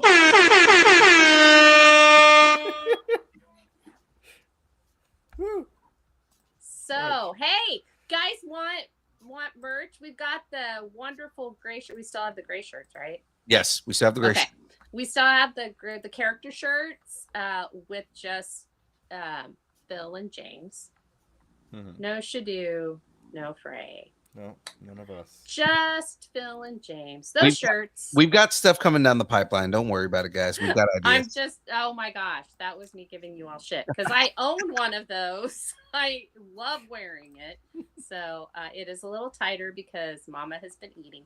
But we have those. So if you guys would like a shirt and you are in like the local area, local to Sacramento, it is $20. Yeah, we should make clear it's their local area. Right, not our local area, their local area. If we do have to ship it to you, it is $25, and of course, if you live in Florida, it is $30. Because Florida. Yes. Florida man. Yep. Yes. Yeah. You can DM us at Distance Nerding on any of the social platforms that we do that Phil will be talking about soon. And if not, don't we have the bags, the little backpack bags? And those are $10. The drawstring bags, yeah. Yeah, the drawstring bags. They're great at cons. You can just put stuff in there. You can actually not put anything in them, take them to a con, and by the end of it, you will probably have filled it. Yeah. So buy one at the con, fill it up. Yeah. That's right. Shout out to Wayne the Unknown in the chat right now. Woo. You'll see you soon, buddy. Busy Oh, he knitting shows all up of for the once. DN beanies. Okay, there you go. Wayne, what's up? Hey, Wayne. And we also have stickers. You guys want stickers? You can Give fill us- the let bags us with know. stickers. You could. right. We Yeah. don't have hat. We don't have No. And we don't have the black shirt. we don't have But we do have the gray shirt. It is extremely comfortable. I love wearing mine. I had it on the other day. Yeah. And people have actually said, hey, I like your shirt. So, it could be a topic of conversation. You feel like maybe you're not at your best, get one of these shirts. Maybe someone will tell you that they like it, and who knows, maybe you'll get a girlfriend, boyfriend, significant other, or arch nemesis. or an arch Or- nemesis. Or There a you go. schoolyard bully. Or There you schoolyard go. bully. Foreshadowing, ladies and gentlemen. Foreshadowing. Definitely DM us at Distance Nerding, and we will get you a shirt. That's Yeah. right. All right. Well, let's go over the schedule here, ladies and gentlemen. For the, I think this coming Monday is going to be the last Monday game stream Oh. Yeah. Oh, yeah, because the thing. because I'm going to be moving them to Saturdays Oh. Saturday. because my Was work, it because of Apple TV? Did Apple TV cancel it? Apple TV canceled. But he's gonna have a chance to re-edit the last episode too. Exactly. Yes. Yes, ladies and gentlemen, our schedule Tuesdays, the download from 6:30 to 8:30, the show you're watching right now, all the news, all the rumors, all the fun stuff that's going around. Thursdays, the build from 6 to 8 p.m. this Thursday. Friend of the show and returning guest Dan Price is coming on to talk about the latest Kickstarter for his third book of Bigfoot Knows Karate. Ooh. Foot It's knows such a good karate. book. It's such a good book. It's surprisingly more like kind of like Kung Fu Zen than you expect it to be. Does he know that karate actually started in China and that it was brought by the Okinawans over Yes. to Japan? Okay. Mhm. All right. Just wanted to make sure. But like the book is great. Dan is going to be on Thursday to push the new Kickstarter for the show for book 3. So come and hang out with us. I am currently building the tumbler from Batman. I'd like a beverage. Random. So random. And then Fridays, guys, this Friday. Oh my god. What were we doing this Friday? I think we had something planned. Are we going to do Jackbox? That's right. We're gonna do Jackbox on Friday, guys. So tune in. We're gonna have a whole bunch of fun. We want audience participation. We want you Did guys you to all come hear in that? and play with us. What She just made a sound. the dog? The doll? Yes. I was gonna say the dog has been making sounds for the last like 2 hours. No, the No, doll. The doll. The doll made a sound. The doll.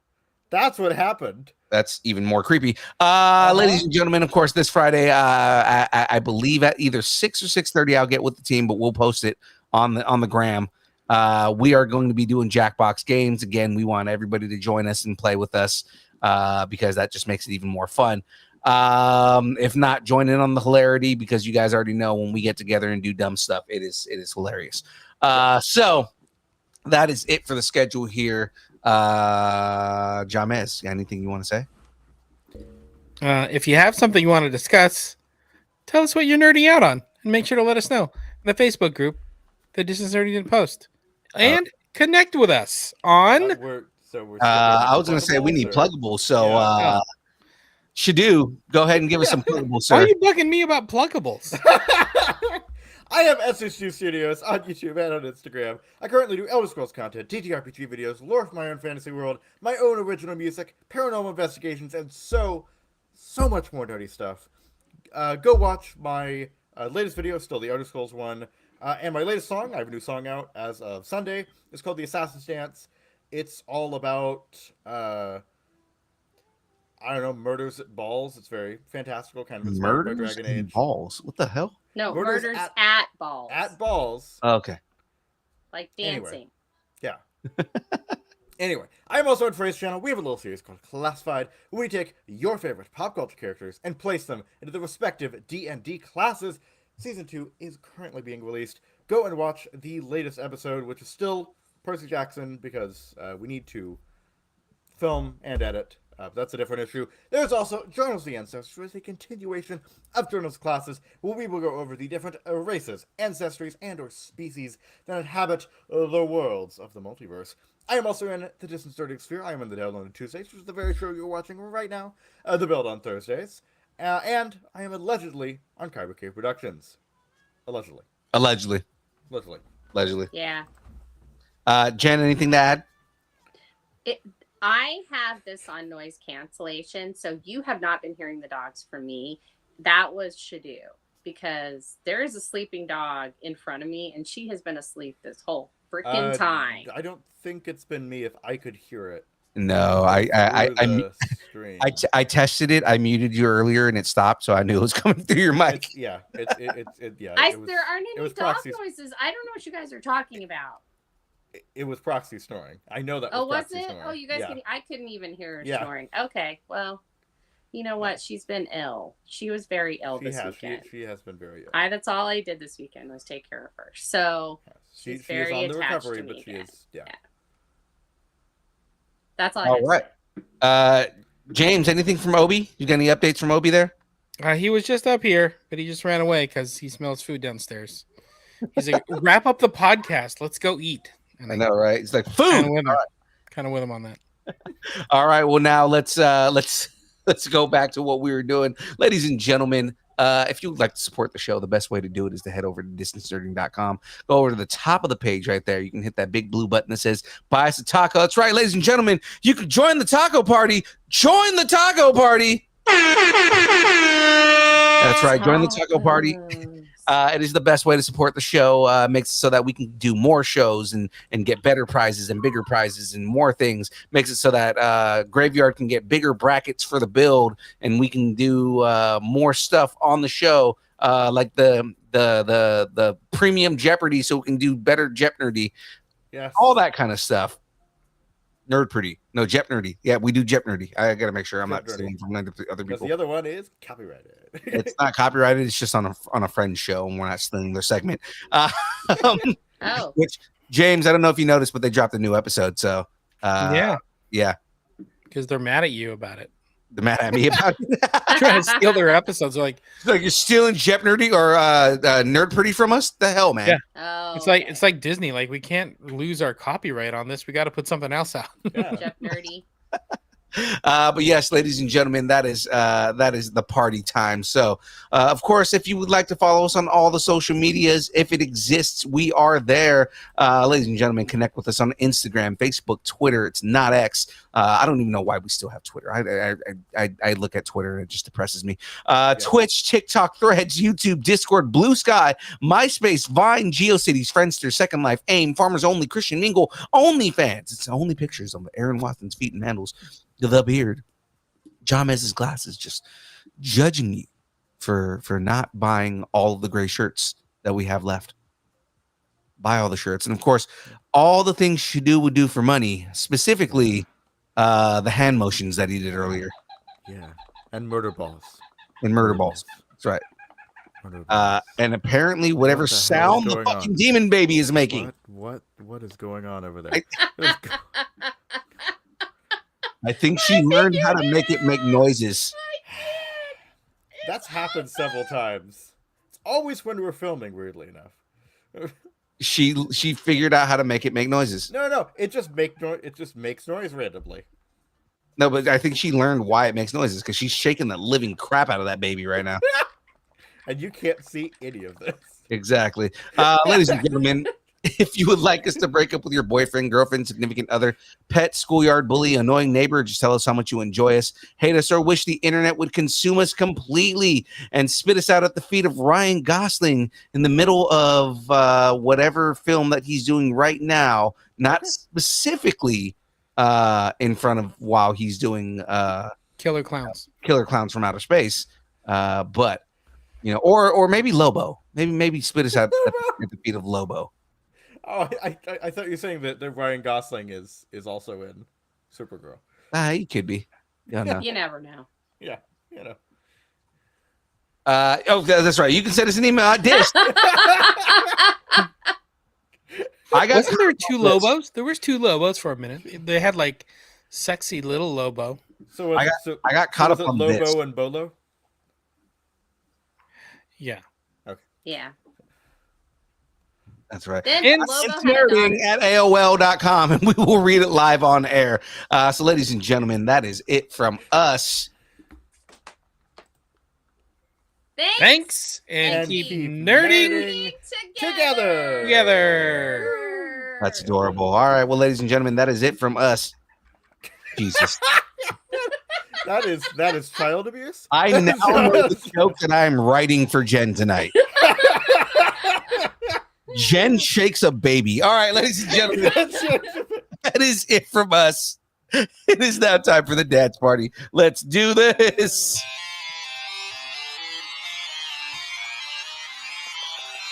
She's still shaking it.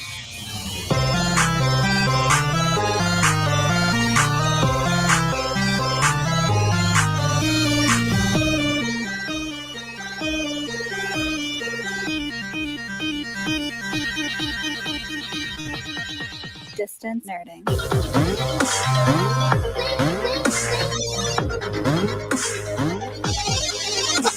She's still shaking the baby.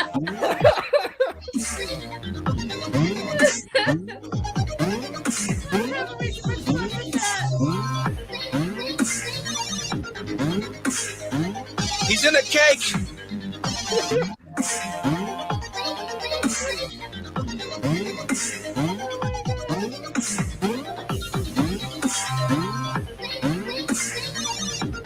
And James wants to match your energy by shaking a bluey. He's choking the blue. He's choking the bluey. Very violent episode.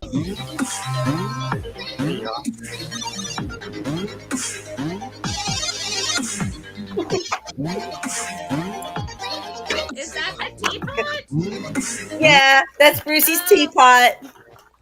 Oh, the teapot. Bruce, go to bed. Go to bed, Bruce. Bruce, go to bed. Woo. Time to go to Good bed, night, Bruce. everybody. Good night, everybody. We'll see you guys all later.